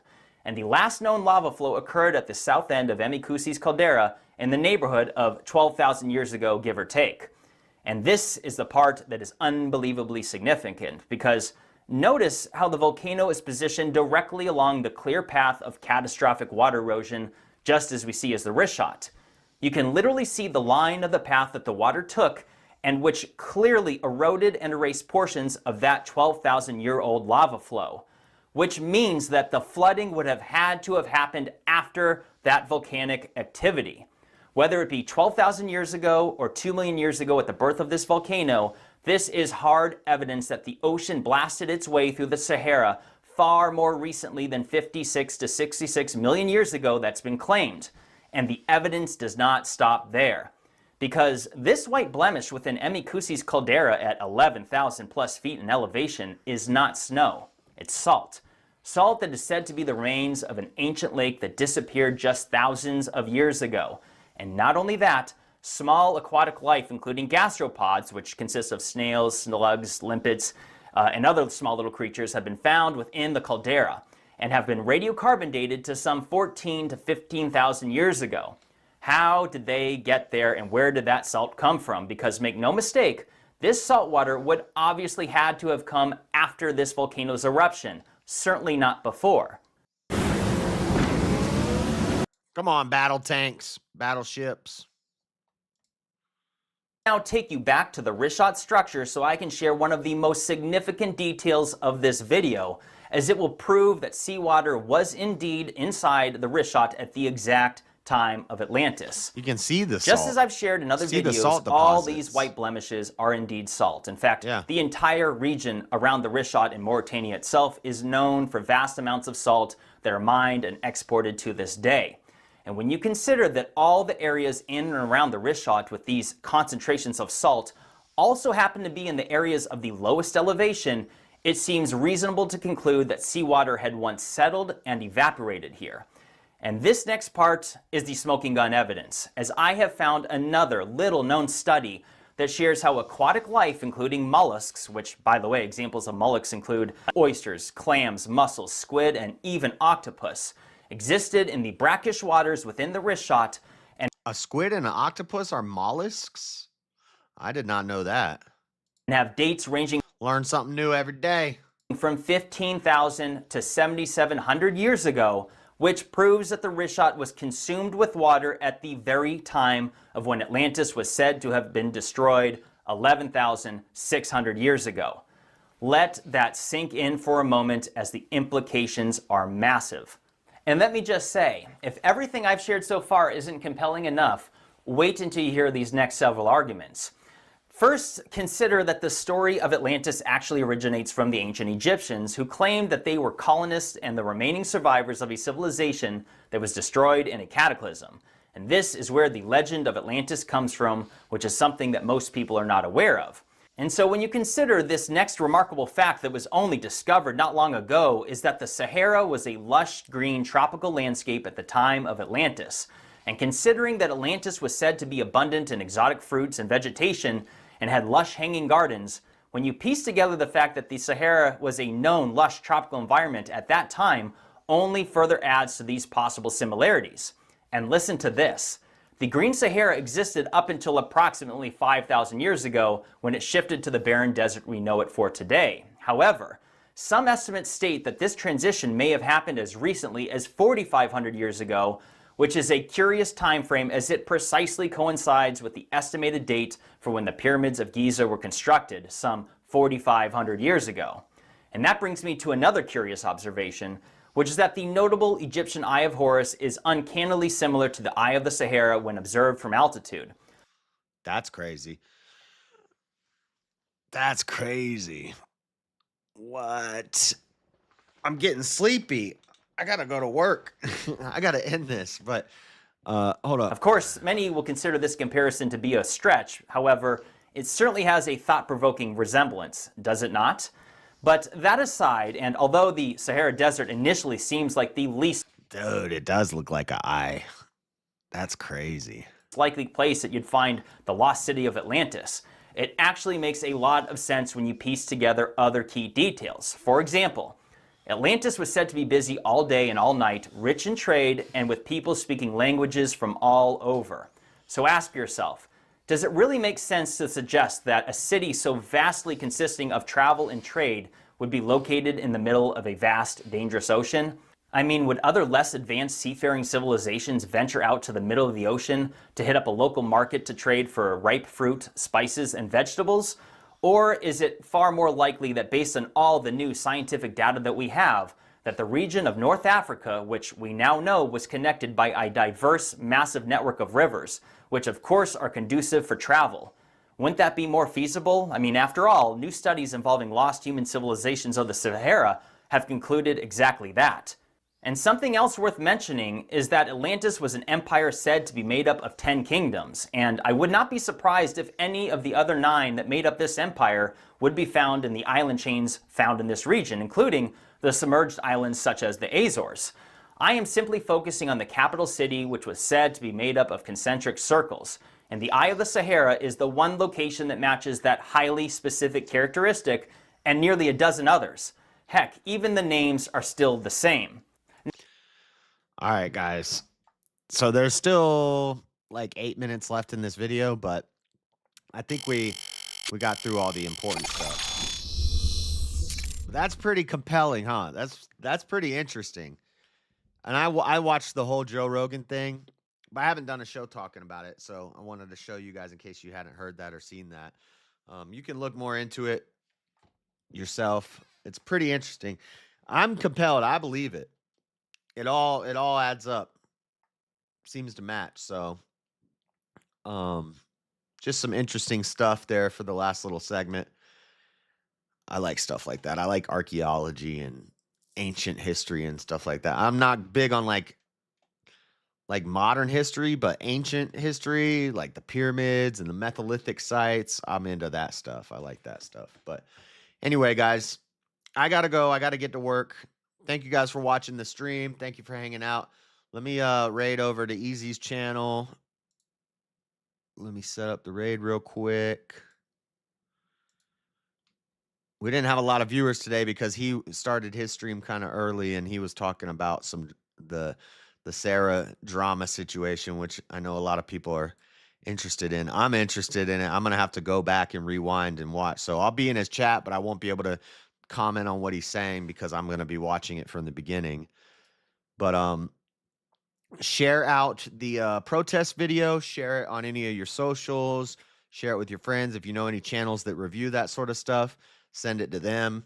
Let's get it out there. Make sure you like it. If you're able to hype it, if you know how to do the hype thing, if you're able to hype it, go hype it up. Let's try to get it popping off. But I'm going to go to work, guys. This has been the Dreaded Conservative. Monday night, kicking the week off right. The world's a crazy place. I just report on it. You know, if you like it, tell a friend. If you hate it, tell everybody. I probably won't be doing anything tomorrow morning because I've been editing a lot and I need to catch up on some sleep. So I probably won't do that tomorrow. But the following day, we'll do a Bible study, and we're getting into the book of Psalms. We finished Job, and we are on Psalms. Psalms has like 150 chapters. It's going to be a long one. So we're in the book of Psalms on the Bible study. We're halfway through the Bible. So thank you guys for hanging out. God bless you. Go put some chairs in Easy's chat. Tell him I sent you, and I will catch you later. I'm out. Peace.